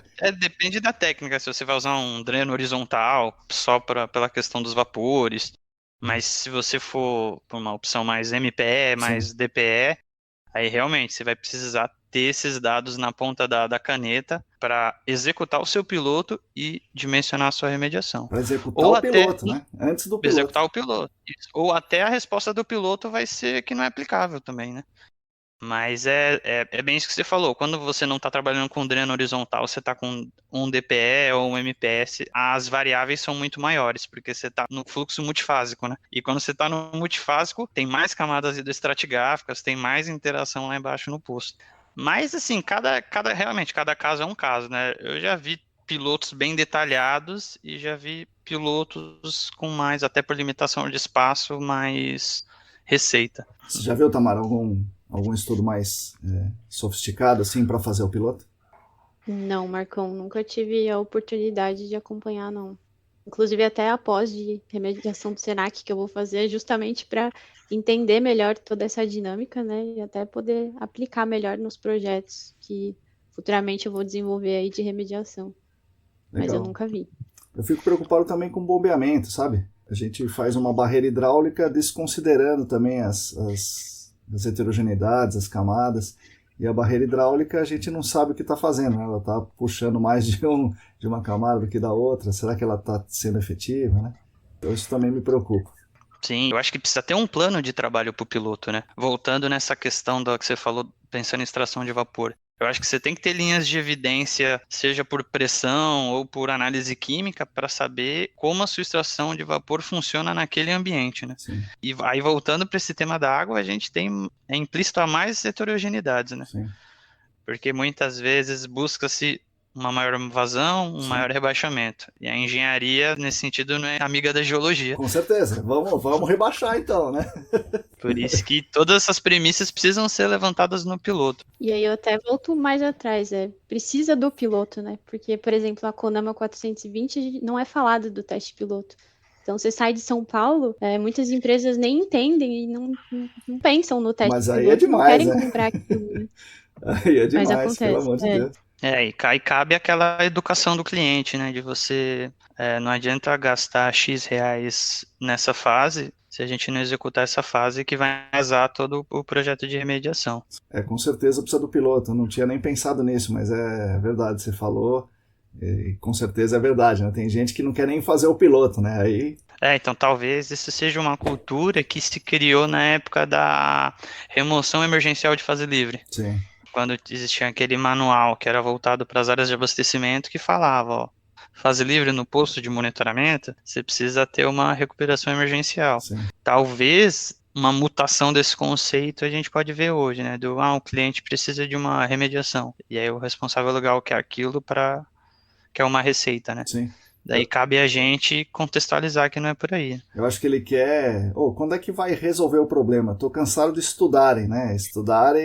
Chega de estudo para achar mais coisa. Eu quero resolver, né? Então remedia aí para mim, pô. E o cliente tem esse medo às vezes, né? Não acha mais nada aí, pelo amor de Deus. E a gente procurando, né? Precisando achar aquilo. Pois é. Sobre o cliente, sobre a sustentabilidade, né? Vocês acham que existe a sustentabilidade? Né? A gente está vendo ESG, né? Está vendo, sei lá, um monte de certificações sustentáveis, como a Tamara já trabalhou.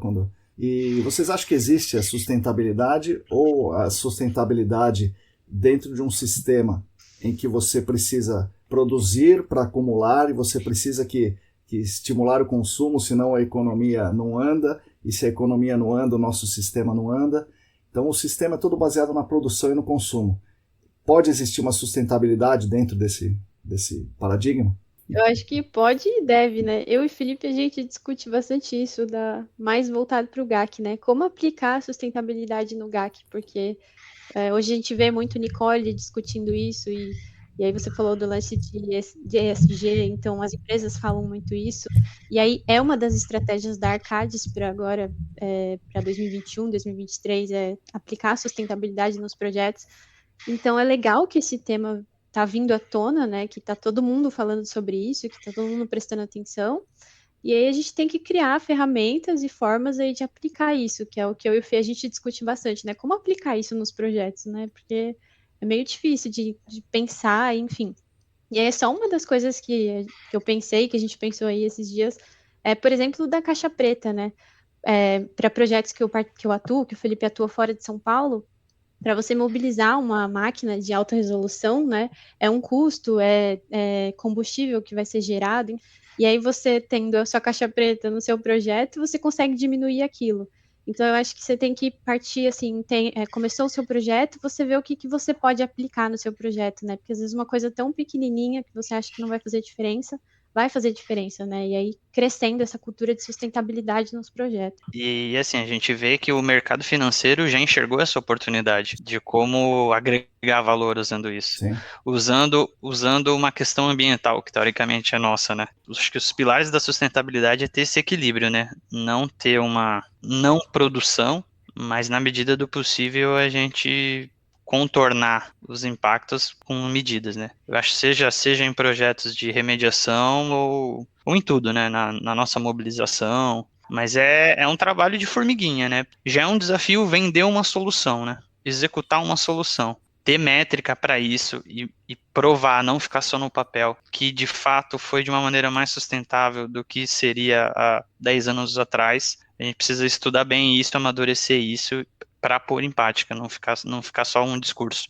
Que isso que o Felipe falou de provar, onde eu trabalhava com certificação, era exatamente isso. A gente tinha que provar e as métricas evidenciar, né, os projetos, como eles estavam sendo construídos e as práticas sustentáveis que se estava tendo no projeto. Então, e aí você tinha um órgão que fiscalizava isso e avaliava toda essa documentação, né? Então, é algo grande, assim, que a gente ainda tem que explorar muito aí no nosso mercado. Sim, porque não adianta também a gente levar para o interior de Pernambuco uma técnica sustentável se quando acabar o projeto a gente vai embora. E não teve ganho social no local. Uhum. Porque acho que a sustentabilidade tem todos esses pilares, né? Tem a questão social também, não é Sim. só econômica e ambiental, né? Então existe a sustentabilidade, existe as métricas e não é simplesmente uma maquiagem verde da indústria para ela pintar melhor no índice ESG e conseguir captar os recursos. Vamos trabalhar para que não seja só uma embalagem, né? A gente tem que aproveitar dessa onda, né? Sim. E a gente que é ambientalista tem que aproveitar e usar isso para o bem, né? Sim, sim, com certeza. Como vocês veem o futuro do GAC daqui a uns, 5 anos, 10 anos? Isso vai se desenvolver, né? O gerenciamento vai se desenvolver e desenvolver com boas práticas, ou ele vai, de alguma forma, se espalhar pelo Brasil com as práticas antigas ou as práticas atuais, ou seja, más práticas, né? Vai crescer o volume de negócios, mas não vai desenvolver o GAC. E como vocês se veem nesse projeto do futuro aí do GAC? Eu acho que os trabalhos vão aumentar em curto e médio prazo. Eu acho que vai ter uma conscientização dos órgãos e conscientização dos responsáveis legais dos passivos. Até por uma questão jurídica, eles precisam de segurança jurídica, né? E a gente vê uma desindustrialização do Brasil, né? Sim. É recente. E o mercado imobiliário também cresce cada vez mais. E aí eu acredito que não vai ser só mais, vai ser com mais qualidade, até porque o mercado vai se adaptando. Não vai ser o mundo ideal que a gente vê na academia, que a gente lê nos artigos, mas se a gente pensar o que era 10 anos atrás e o que era 30 anos atrás, na época do meu tio e do meu pai, a gente já vê bastante coisa evoluída, né? Por exemplo, o termal mesmo, né? Era uma coisa assim, já se usava isso do térmico para limpar carvão, para Sim. fazer uma série de coisas, mas você viabilizar aquilo no meio físico, Sim. subterrâneo, que é o desafio, né? Sim. E a tecnologia tá para isso, né? E você falou agora do termal, me lembrei até de uma coisa, né? Que eu fiz eu lembrei de coisa passada, né? Com uma história do meu tio, né? Da época dele, lá do início dos anos 90, né? Tinha um passivo que tinha uma área que era um tanque de óleo queimado que jogavam, né? Um óleo viscoso lá numa área que era uma área de descarte, né? E tinha essa área com esse óleo impregnado, esse óleo de baixa viscosidade, né? Na época, o que ele pensou, né? Falou assim, pô, o óleo dentro do motor esquenta, ele fica menos fluido, né? E a gente não consegue bombear. Aí o que ele fez? Ele instalou resistência na fonte Caramba, para poder bombear lá com o sistema dele. Ele fez um termal lá nos anos 90, você acredita? Primeiro termal do Brasil. Pode ter sido o primeiro termal do Brasil. Nossa senhora, meu Deus. Impressionante. Cada história que... É realmente um negócio genial, velho. Pô, tinha que ter um episódio você contando as histórias dele, Felipe. Caramba. Só dele, né? O dia inteiro, só contando a história dele. Um episódio com ele, né? Sim, pois é. Mas são coisas que ele tá bem idoso e não ter... Assim, hoje a gente tem internet, né? Mas daquela é coisa que fica assim, tem uma fotinha dele guardado e que não precisava passar, né, pra frente. Isso aí eu preciso olhar isso com mais atenção, né? Criar um registro disso, um arquivo dessas coisas dele. Principalmente, né, ter a questão afetiva, né, pessoal, mas talvez separado do GAC ou não, sei lá, né? Mas essas coisas do GAC são fantásticas, isso aí precisa contar, sim. Tô louco. Eu sempre falo isso pra ele, são histórias muito legais, assim, né? Eu convivo com o Felipe e ele me conta muita história, então eu fico fascinada. E eu falo, Felipe, você tem que contar isso pra todo mundo, porque é incrível isso que acontecia, né? São histórias muito legais. Então eu vejo também com os bons olhos o futuro aí do GAC. Eu acho que o mercado tem evoluído bastante e para o bem. E o trabalho assim, de formiguinha que vocês fazem, que a ESAS faz, que o Senac faz, você, o Rodrigo, enfim, todo mundo que está aí na parte acadêmica, e vocês vêm trazendo cursos e conscientizando a galera e promovendo esses debates no Brasil todo, né? Agora eu acho isso muito legal, então eu vejo com bons olhos. Eu acho que nosso mercado ainda tem muito que evoluir e está evoluindo. Então, até, por exemplo, a questão de o Calvin agora está dando aula no Senac, né, sobre ferramentas digitais. Então, assim, a gente está acompanhando a evolução do mercado, né? A gente está ali, e então eu acho que é fundamental isso. Eu acho que isso só vai trazer frutos bons aí para as próximas gerações. E cabe a nós, né, continuar disseminando isso. Você, por exemplo, com o seu canal, acho que isso faz com que o GAC seja falado e atinja vários lugares que antes não eram, né, que eram desconhecidos. Então, a mídia digital ajuda muito isso também. E aí o seu canal, o canal da Nicole, de várias pessoas que estão fazendo isso, também é uma forma muito legal de disseminar o GAC e de melhorar o nosso mercado. E como é que vocês se veem daqui a 5, 10 anos? Eu me vejo no GAC ainda, continuo atuando no GAC, com certeza. Casados, estudando mais, né? Isso eu não ia perguntar, vocês que estão falando. Eu não sou indiscreta assim. O Felipe ficou brincando. Imagina eu te peço em casamento no meio do podcast. Pô, estragou a surpresa. Tava no fim, Tamara, a gente tinha combinado aqui. Ai, desculpa. Mas eu também me vejo trabalhando na área, assim. Por exemplo, assim, na Arcades a gente vê o tamanho, a proporção que os projetos podem tomar, tem muita coisa ainda para fazer. No mercado como um todo, e com certeza eu vou estar trabalhando nessa área. Posso desenvolver outros hobbies, andar de skate com certeza não é uma coisa que eu vou Vai ser começando a doer as costas, né? Mas eu com certeza vou estar trabalhando com isso. Espero que num mercado muito mais maduro e numa sociedade mais justa, né? Tomara. Daqui a 5 anos, talvez, Felipe. Vamos ver. Vamos ser positivos. Sejamos otimistas. Isso. Tem mais uma pergunta técnica que eu acabei deixando passar. Vocês viram a caixa preta, usaram e tal? Você falou de que é uma solução sustentável, né? E vocês já usaram aquela outro dispositivo também equivalente de muito simples e que pode ajudar, que é o aquecimento em campo? Coletar as alíquotas e aquecer e tal? Eu nunca usei. Mas eu lembro quando você começou a mostrar lá no Senac, eu lembro que a gente tava almoçando e você até falou, dá para esquentar a amostra aí, vai. A gente tava, acho que a conversa começou assim, o PCE vai volatilizar a 120 graus e de primeiro o MIP não vai volatilizar tudo, igual o No Gora de laboratório. vinilo. A gente estava É, discutindo uns detalhezinhos, né? é. Aí eu lembro que você falou, mas então, por isso que dá para esquentar a amostra de solo, e aí você vai medir todos os voláteis, né? Não tem como. Isso. Eu falei, nossa, verdade. Essa... E dá para levar para campo isso, né? Sim, sim. Aí depois eu conversando com o pessoal, hoje o Tanaka mostrou lá o aquecedor de amostras, pô, que Isso. legal isso aí, para pôr em campo, uma coisa vai fazer um diferencial para voláteis aí, principalmente esses menos voláteis também, esses materiais que não são tão friáveis, Isso, que na não, argila, que né? não, Na argila, na zona saturada, é importante. que não particiona tão rápido igual a gente vê para materiais mais soltos e mais voláteis, né? E é uma coisa que a gente tem que ter uma premissa em campo, né? Pensar nisso, né? Não é só cravar MIP, né? Também. Pô, pode ter alternativas, né? Se você for coletar a amostra de solo, você tem essa alternativa de fazer também. Então, Você genial isso. Já fez, Tamara?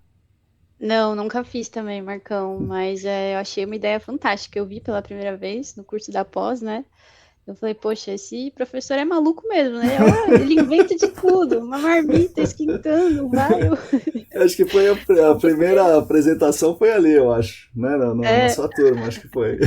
Legal. Não, mas você é o professor Pardal do GAC, assim, é muito legal que você traz, né, essas ferramentas mais caseiras que a gente consegue aplicar e que são ferramentas que são muito compatíveis com ferramentas de alta resolução mesmo, de tecnologias de alta resolução, e que a gente consegue usar ali em campo de forma bem fácil. Então, espero um dia poder usar, sim, com certeza. Sim. Negócio simples, né? Qualquer um pode fazer, né? Até eu pergunto, mas você não vai patentear? Eu falei, já pensou? Eu requerer uma patente de um aquecedor de marmita na bateria, né? Mas o interessante é isso, né? Eu acho que pro aprendizado, a pessoa vem em campo que tem esses times diferentes de volatilização, né? Sim. É igual até a Tamara tava junto, né? A gente fez um treinamento de slug, né? E a gente tinha um software lá do MarcusPad, do slug que mede na hora, ele já dá o K. Sim.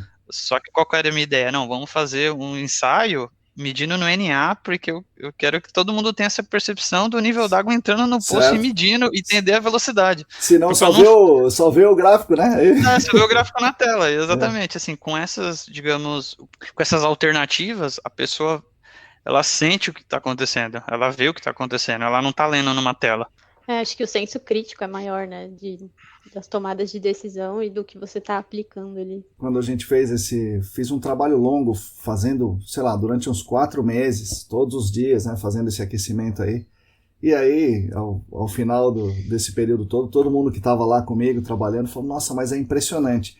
Não tem nada a ver o que você mede com o PID no liner com o aquecido. E o aquecido é o que está certo. Quase sempre o aquecido é o que está certo, porque a gente mandava um monte de amostra para o laboratório e aquele lá que aquecia era realmente o ponto mais importante. Então, mas é isso aí, a percepção da pessoa que está lá fazendo muda. Daí, claro, as pessoas já trabalhavam há muitos anos e já o conceito elas sabem. O volatiliza mais, outro volatiliza menos. O volátil caminha por onde é mais permeável, mas ela vê ali acontecer, né? É uma outra percepção mesmo, vocês têm razão. Eu tenho até certa inveja, né, de saber que você tem o Charles junto contigo para te ajudar nessas invenções, né? Isso aí não é todo mundo que tem esse privilégio, né? Com certeza, que eu também não sou igual você ou igual seu tio, que manja pra caramba de mexer, eu não sei mexer direito, daí eu preciso de alguém para me ajudar, né? Ô Charles, olha, eu preciso fazer um negócio assim assado, tal, daí ele vai lá e manda ver. Mestre. O mestre Charles, é isso aí. Então, o que vocês voltariam lá pro Felipe e pra Tamara, jovens, e diriam, não, essa engenharia ambiental é legal sim, o gerenciamento de áreas contaminadas é uma área bacana, ou vocês teriam alguma outra... e falariam, olha, você vai conhecer uma garota, assim, quando você estiver na Servimar, ou você vai ver aquele rapaz ali na hora do almoço, olhando meio assim para você, andando de skate, ele é legal. Ou vocês mudariam alguma coisa na carreira de vocês? Não, eu acho que eu teria feito exatamente tudo do jeito que eu fiz, assim, Marcão. O GAC eu realmente amo trabalhar com GAC, é algo que me satisfaz, assim, eu vejo como um bem maior, uma profissão que de fato está gerando alguma coisa legal para a sociedade, né? Que não está dando lucro só para alguém, para uma pessoa, para uma empresa. Na verdade, você está fazendo coisas muito legais para a sociedade como um todo. E aí se sentir parte disso, né, dessa ciência toda, de construir essa ciência, porque muita coisa do GAC é muito novo, né? O GAC é novo, na verdade. Então a gente está participando assim de discussões que vão moldar gerações. Então é muito legal se sentir parte disso. E eu faria exatamente tudo do jeito que eu fiz, assim. E aí, por sorte, né, encontrar a pessoa que tá me acompanhando aí da minha vida pessoal no GAC, né? Então a gente literalmente vive o GAC. Eu falaria pro Felipe para ele realmente continuar esse caminho e não fazer isso pensando no retorno financeiro, que você precisa fazer isso porque pelo gosto mesmo que você tem, que aí você vai ser muito mais feliz, você vai se sentir muito mais realizado, vai conhecer muita gente legal.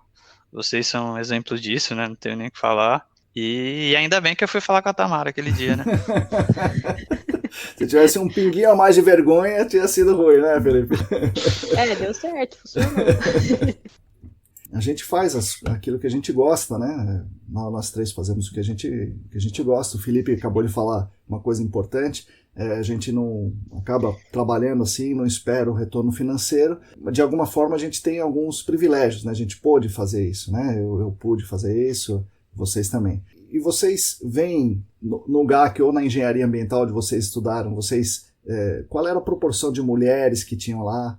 Vocês veem machismo na nossa área ou é o machismo da sociedade? Vocês tinham negros na classe de vocês? Vocês acham que existe uma possibilidade de acesso aos negros na engenharia ambiental, no GAC? Eu mesmo não vejo muitos nas nossas turmas do SENAC. E certamente não é devido à falta de capacidade deles, mas sim por causa da falta de oportunidades deles chegarem lá. Como é que vocês enxergam isso aí dentro do GAC ou na engenharia ambiental? Bom, esse assunto que você tocou é muito importante, sempre foi importante, né? Tá cada vez mais em alta, né? Muitas vezes esses assuntos acabam sendo conturbados aí por reality shows da vida e tal, mas é exatamente o que você falou, assim, a gente tem esse problema social no Brasil. Na minha turma da faculdade, os negros eram o menor número, a questão de mulheres nem tanto, era uma turma entre eu acho que a engenharia ambiental, entre as engenharias que é mais diversificada, tem mais mulheres atuando, mas isso tudo, assim, é reflexo da questão social, né? E isso aí acaba refletindo até no curso da pós, que você tem contato direto, né? Porque você tem aquela etapa que a pessoa esperada, aquela etapa esperada da faculdade para depois pós, né? Mas isso você precisa ter recursos financeiros, você precisa ter tempo de vida, você precisa ter estabilidade familiar, você precisa ter uma série de coisas para você se propor a fazer isso, né? E a trabalhar. Mas eu ainda acho que a nossa área ambiental é mais justas do que outros ramos, assim. Certo. A gente vê outros ramos profissionais que são mais conservadores e mais fechados ainda. Certo. Digamos que na questão social talvez a gente esteja menos atrasado, mas ainda atrasado, né? Certo. Eu concordo com o Felipe. No meu curso de graduação também, foram poucos negros na sala, a minoria, mas como ele falou, tinha bastante mulheres, né? Eu acho que a área de engenharia ambiental e no GAC tem bastante mulheres representando e trabalhando com isso. Inclusive até na Arcades a gente tem muita liderança feminina, que eu acho super legal. Então a minha coordenadora é mulher, a minha gerente é mulher, a presidente, né, do nosso setor é mulher. Então você vê mulheres ocupando cargos de liderança e você fala, poxa, legal, né? Dá para se inspirar e o negócio funciona aqui. Então, acho que isso tem que acontecer mais nas empresas e isso tem que ser discutido, porque, de fato, às vezes a gente fala, né, que nem eu até falei, por sorte aconteceu isso, mas às vezes não é sorte, é oportunidade que a gente teve e uma outra pessoa não teve essa mesma oportunidade, né? Então, as oportunidades precisam ser geradas e isso precisa acontecer. Assim como a gente viu programas de trainee sendo criados só para negros, sou super a favor e eu acho que esse caminho tem que seguir mesmo, porque a desigualdade que a gente vive é muito grande e não adianta a gente querer falar que a educação é o problema, não, eu acho que a desigualdade é o problema desse país, né? Então, isso tem que ser trabalhado sim, e as grandes empresas têm sim que ser cobrada e tem que se posicionar com isso. Sim, a gente teve um Brasil que por décadas se baseou numa monocultura escravagista. Então, séculos, né? É isso mesmo. Então, e eu acho que hoje são nações como essas, né? Não vejo problema algum, na verdade, eu até elogio. E você, Tamara, sofreu com algum episódio de machismo na sua vida acadêmica ou profissional? Ah, já sofri sim, Marcão. Acho que é impossível alguma mulher falar que não sofreu. A gente sofre. Às vezes a gente escuta e às vezes a gente escuta por outras pessoas que, né, que comentaram alguma coisa e tal. E aí já tive, assim, alguns episódios e até foi bem marcante, assim. E na época, na verdade, eu nem procurei ninguém para falar sobre, porque, enfim, não, são coisas às vezes que não são debatidas nas empresas e precisa se falar sobre isso. Sim. Precisa se falar sobre machismo, porque existe no campo, existe no escritório, e as pessoas precisam se conscientizar. E existe em todos os níveis, assim, desde o cara que está te acompanhando na sondagem, que você acha que vai ser a pessoa que vai fazer isso, mas existem posições de pessoas de alta liderança também. Então, isso tem que ser temas que as empresas têm que trazer esses temas para discussões, porque de fato isso acontece. Hoje eu tenho uma outra cabeça. Se acontecer qualquer outra coisa, eu sei a quem procurar, eu sei que eu tenho uma rede de apoios, eu sei o que fazer. E aí, por isso que as pessoas precisam discutir isso, né? Porque Sim. quem passa por isso precisa saber o que ela tem que fazer e precisa saber que ela está amparada, né? Legal. Legal não, né? É chato, mas enfim, Mas é bom sim, saber acontece. que você tem essa clareza e que está disposta a ajudar pessoas na mesma situação que você. Bom, pessoal, estamos nos encaminhando para o final do nosso episódio. Agora vocês precisam fazer uma pergunta, assim, alguma coisa do Corinthians, alguma coisa que seja que eu saiba falar facilmente. Não pode ser polêmica, né? Não pode ser polêmica. Senão ele vai ser cortado pela editora aqui do podcast. Bom, vou fazer então a minha pergunta, né? Vai lá. E vai até de encontro àquilo que você perguntou sobre as condutividades hidráulicas médias. Certo? Por exemplo, né?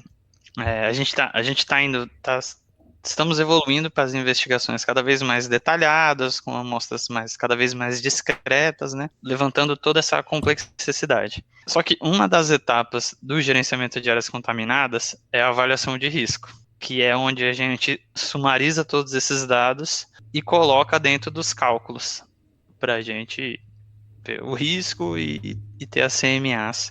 Você acha que os técnicos já têm essa maturidade para pegar esses dados de uma investigação em alta resolução e transformar isso em inputs para uma avaliação de risco? Olha, eu não sou um expert em avaliação de risco, mas eu entendi o que você está falando. Tem uma massa enorme de dados e na planilha de avaliação de risco ele pede algumas coisas para você colocar lá, né? E o que você coloca lá é o que sai de resultado no fim, né? Então, a condutividade hidráulica é uma delas, né? Então, você tem um monte de condutividade hidráulica, qual eu vou colocar? Daí o cara vai falar, vou pôr a média, né? Porque se ele colocar a maior condutividade hidráulica, ele vai chegar na conclusão que aquilo vai chegar mais rápido no vizinho e isso pode ser ruim para o cliente dele. Então, ele não está colocando uma mentira, assim, conscientemente uma mentira. Ele está, entre aspas, amparado na ciência para dizer que o cliente dele está certo. Então ele põe a média. E assim ele faz também com algo que eu falei na newsletter, né, da semana passada. Ele pega o dado da porosidade total aqui na superfície para dizer que essa é a porosidade total que ele tem, né? E jogar na avaliação de risco. Maturidade para colocar as coisas, eu acho que como tudo, né? Alguns profissionais têm, outros não têm, mas é a roda viva da corporação, né? A Arcadis, a Servimar, a Geoclock, todas as outras, fala assim, olha, faça a avaliação de risco aí, faz aí você. Ah, tá, o que eu tenho que fazer então? Coloca os dados ali na tabela e vê o que acontece no final. E o cara vai fazendo, o que sempre foi feito, né? Então ele pega uma concentração ali a maior que ele vê na água, diz que não tem nada no solo, a gente sabe que isso não é verdade, mas então essa avaliação de risco com a planilha da CETESB acaba, entre aspas, atrapalhando. Ela serve para selecionar áreas com um risco mais iminente, né? Mas ela acabou por atrapalhar aí o desenvolvimento dos profissionais, porque ele fala, o que adianta eu fazer tudo isso aí, coletar esse monte de dados, se eu tenho que colocar na planilha? Sim. Eu acho que entra... Desculpa. Não, falei.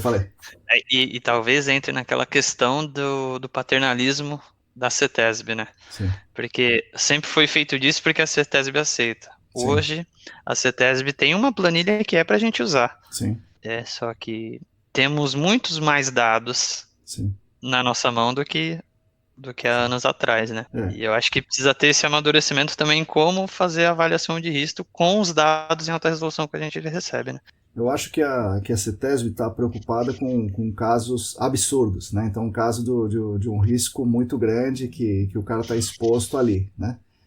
A gente tem que ter a clareza que a avaliação de risco é só funciona na técnica real para isso, para tirar os casos absurdos. Agora, abaixo do caso absurdo, tem um monte de coisas que vão acontecer, principalmente na remediação, né? E eu vejo a mesma coisa acontecendo na modelagem matemática de fluxo e transporte, sabe? Modflow, então a gente faz modelo de caminhamento de partículas, mas o cara pegou o dado daquele poço de 14 metros de seção filtrante. Então, né, aquele modelo lá e a gente rabiscando no papel é a mesma coisa, porque o dado que entrou não serve, né?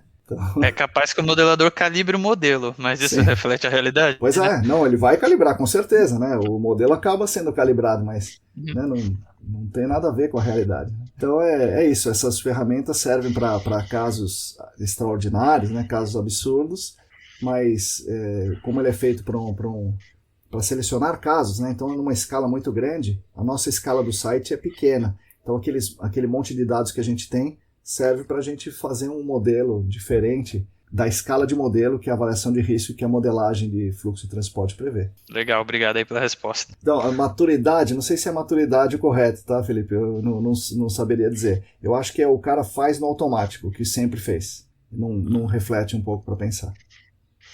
Porque também se a gente for conservador, pegar todos os parâmetros e entrar com os dados mais conservadores, beleza, em relação à saúde humana e exposição, a gente está protegendo o receptor, mas a gente pode estar sendo muito conservador e não fazendo a gestão do passivo, né? Sim. Que teoricamente a gente está aí para isso, né? E por outro lado, tem os espertinhos que quer que não tenha risco. Né? Sim, eu nem tô entrando nesse mérito, né? Tô pensando no... Mas eu acho que, assim, na avaliação de risco, no final da história, ela vai... assim, se o risco é para ingestão de água, não precisaria da avaliação de risco, né? Porque já tem o padrão ali que já está embutido a avaliação de risco ali. Essa avaliação de risco serve para outro cenário, e o mais usado é a inalação de vapor em ambiente fechado. Eu acho que faz a amostragem com dado direto, né? Tá tendo a intrusão de vapor, e aí você tem mais essa consciência de que está em risco ou não, e a partir daí você faz as outras etapas. E vou imaginar, não tem risco, ou na avaliação de risco, ou na investigação direta do vapor. Não é por causa disso que nós vamos embora. Você tem um passivo ali para gerações futuras que você tem que... alguma coisa tem que ser feita. Assim, no mínimo, você tem que monitorar aquilo, né? O fato de não remediar não é abandonar, né? Isso é importante. Acho que é importante que as pessoas, nosso mercado, tenham essa consciência, né? Não vamos abandonar o negócio lá e deixar para os nossos netos cuidar disso aí lá na frente. Ou então para a sociedade como um todo, né? Cuidar do passivo que é daquele cliente. Por exemplo, a gente vê com muito mais clareza a função da planilha de avaliação de risco lá atrás quando a gente não tinha essas linhas de evidência de amostragem direta de vapores, né? Sim, exatamente. Hoje a gente consegue ter uma abordagem com mais linhas de evidência, né? Sim. Se a gente ficar discutindo aqui, a gente fica a tarde inteira, né? Ixi, vai longe. Se dá a brecha pra gente perguntar, a gente sai perguntando. Vamos perguntar. Legal. E você, Tamara, qual a sua pergunta? Bom, Marcão, vou falar de alta resolução também, mas queria ouvir sua opinião, porque a gente tem muitas ferramentas de alta resolução consolidadas aí para investigação de compostos orgânicos, né? E para os compostos inorgânicos, como fazer uma alta resolução, né? O que você... qual a sua opinião sobre como investigar esses compostos inorgânicos, assim como metais ou nitrato? O que você sugere? Eu acho que a gente tem que ter a mesma cabeça, né? A mesma abordagem. A gente tem que coletar vários dados, né? Dados de uma qualidade um pouco menor para a gente fazer um screening, para entender qual é a relação meio físico contaminante, e você selecionar alguns dados de maior qualidade para você ter um dado de laboratório, um dado quantitativo bom. Com os metais, o que eu já fiz, fiz RCPTU, no caso o que me interessava era a condutividade elétrica, né? Então a gente faz os ensaios de condutividade elétrica e era uma investigação de metais e inorgânicos mesmo, né? E a gente, como era um RCPTU, não era só a condutividade elétrica, a gente via que nas argilas tinha muita... Aliás, fiz 2 trabalhos desses, agora estou lembrando do segundo, que foi parecido. Nas argilas tinha muita condutividade elétrica, mais do que uma argila comum. Então, algumas argilas estavam retendo muito metal ou retendo muito inorgânico. E era argila porque os outros índices do CPTU estavam dizendo que era argila. Então ele dava um screening vertical excelente. E aí a gente foi lá com a amostragem de solo e coletou. Mandou no laboratório e tinha metal pra caramba, tinha íon ali pra caramba, né, inorgânico. E aí a gente falou, olha, você tem que instalar um poço nessa porção aqui. Até nós mesmos que instalamos poços pré-montados de 30 centímetros, em algumas faixas mais condutivas, era areia, né, areia com silt, mas era mais arenoso e conduzia mais. E aí aconteceu algo parecido com o que aconteceu com o Felipe, dá uma concentração 100 vezes maior do que estava dando no poço dele de 3 metros de seção.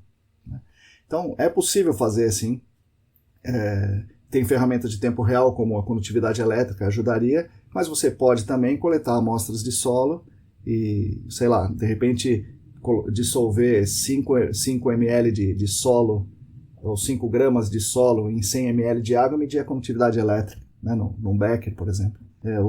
Nunca fiz isso, né, mas estou aqui pensando. Você pode usar o mesmo princípio da varredura vertical com as amostras de solo, pode fazer com outros elementos. Nitrato, né, eu não sei se o nitrato fica no solo, na água eu sei que ele fica. Mas se ele, por acaso, você estiver investigando nitrato no solo, dá para usar teste de aquário. Tem teste de aquário para nitrato. Poderia fazer também um screening com o teste do aquário. Legal, bacana. E aí tem as ferramentas de solo, né? XRF também, que é bem bacana. Sim. Eu nunca cheguei a usar. XRF para os metais, né, funciona bem. E tem a Fugro, eu nem falei porque não é um negócio que a gente vai chamar amanhã, né? É usado para mineração.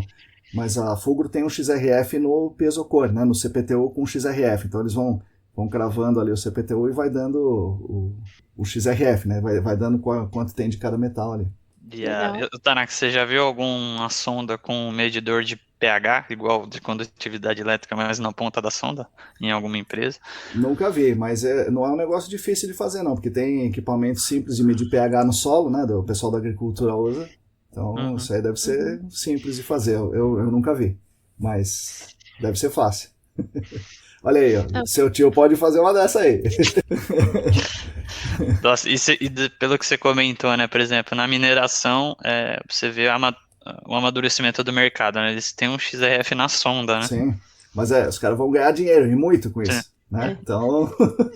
Não é passivo, aí, né? Não é passivo. Um investimento grande, né? Jazida. Sim. Marcão. E a gente já estava até falando disso, o Felipe, né? De até usar o seu perfilador vertical, coletar amostras de água, né? Medir com multiparâmetro para avaliar os fisicoquímicos, né? Também é uma forma de fazer um screening na água também. Sim. Um screening na água desse jeito fica bom. Se tiver as boas condições, né? Para usar o perfilador. E a boa condição é camadas com areia mesmo, né? Você saber que essa camada existe e ela ter um nível d'água não mais profundo do que 7 metros, fica um negócio interessante também. Dá para fazer o screening na água, né? É mais simples de fazer, porque você já está na água, né? No solo seria um pouco mais difícil, aí você tem que fazer essa dissolução e tal, que eu estava falando, mas na água seria melhor. Bom, legal. Obrigada, Marcão.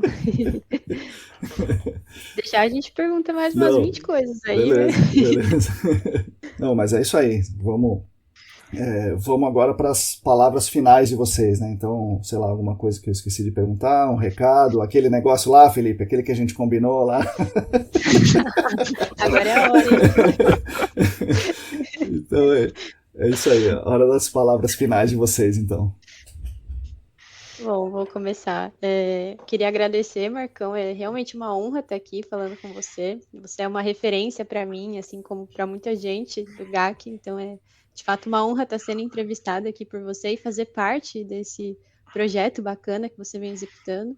E te parabenizar e te incentivar a continuar com esse projeto, porque realmente é um diferencial assim, para o nosso mercado, levar essa discussão para tanta gente, para tantos lugares, né, e nas mídias digitais, que está todo mundo aí online hoje em dia. Então, que você continue com esse trabalho super bem feito e eu vou continuar te acompanhando, te seguindo, e é isso. E estaremos estudando juntos esse ano também, né? Legal. Pô, obrigado, Tamara. Imagina, obrigada a você, Marcão. Bom, eu só tenho que concordar com o que a Tamara fala, que ela falou, eu concordo em grau e em gênero. Você é uma referência, Tanaka. Tudo que você participa, eu já espero coisa boa. Legal. Eu acho muito preciso quando você fala sobre dar poder pelo conhecimento. Eu acho que esse é o caminho, assim, para uma sociedade melhor. E, pô, estou lisonjeado de estar aqui para a gente tendo esse bate-papo, né? A gente vira e mexe conversa pelo WhatsApp, mas aqui o dinamismo é bem melhor, né? Sim, sim. A gente é mais rápido, né? A gente desenvolve mais. Legal. Tá, fiquei bem feliz de a gente ter essa conversa hoje e espero que esses canais de divulgação fiquem cada vez maiores, mais presentes para todo mundo, porque que tenham mais, aquilo né? que a gente Tem gosta outros canais também, né? Outras pessoas façam. Sim. É o que eu gosto de consumir, é o que eu gosto de eu gosto de ver as pessoas consumindo também, porque a gente tem uma identificação, tem um alinhamento. Eu só também tenho a agradecer por você estar nesse caminho. Legal. Muito obrigado, hein? Obrigado, pessoal. Obrigado pela conversa, foi bem legal. Essas foram as palavras de Tamara Dias Quinteiro e Felipe da Costa Ferreira. Espero que tenham gostado da nossa conversa. Eu mesmo gostei bastante e fiquei feliz deles quererem falar comigo. Bom, eu gostaria de retomar alguns poucos assuntos aqui com vocês nesse final. Começando pela Servimar. Para quem não conhece, a Servimar é uma consultoria que atua com áreas contaminadas e com outras coisas também, né? Mas com áreas contaminadas, a Servimar atua pelo menos desde o início dos anos 2000, tendo uma forte atuação no início do processo de investigação de passivos em postos, bases, revendedores de combustíveis, essas coisas. Mas atuava em outras áreas também, como vocês ouviram o Felipe comentar. Foi uma das empresas que apoiaram sempre os cursos de pós-graduação do Senac. Inclusive, a Servimar financiou com bolsas de estudo alguns alunos. Foi muito legal saber a origem dessa empresa, que já foi uma das maiores potências no nosso segmento. Hoje ela é controlada por um grupo investidor e tem atuações diversificadas, inclusive no nosso segmento do GAC. Então é muito legal saber que ela teve origem com o pessoal da família do Felipe, o avô e o tio. Muito, muito bacana, uma história muito legal.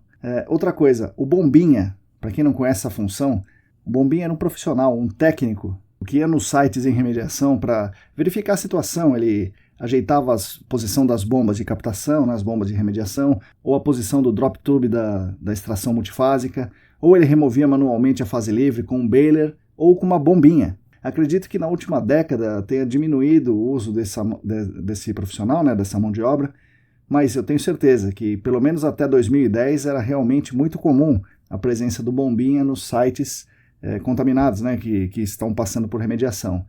E para quem trabalhou nessa função deve ter sido um tremendo aprendizado.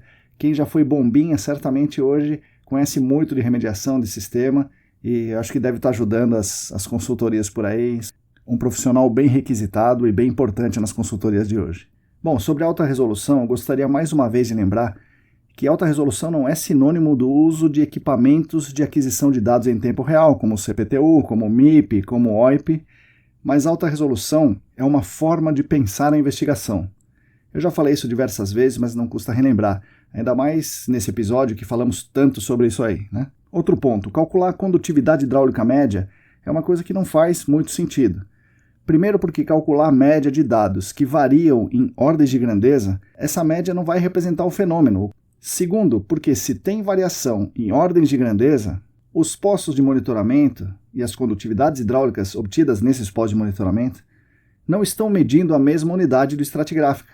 Portanto, não podem ser agrupados, e se não podem ser agrupados, não pode tirar a média. Mas a CETESB está certa em pedir slug tests em todos os poços. Ela não fala para tirar a média, ela fala para fazer slug tests em todos os poços.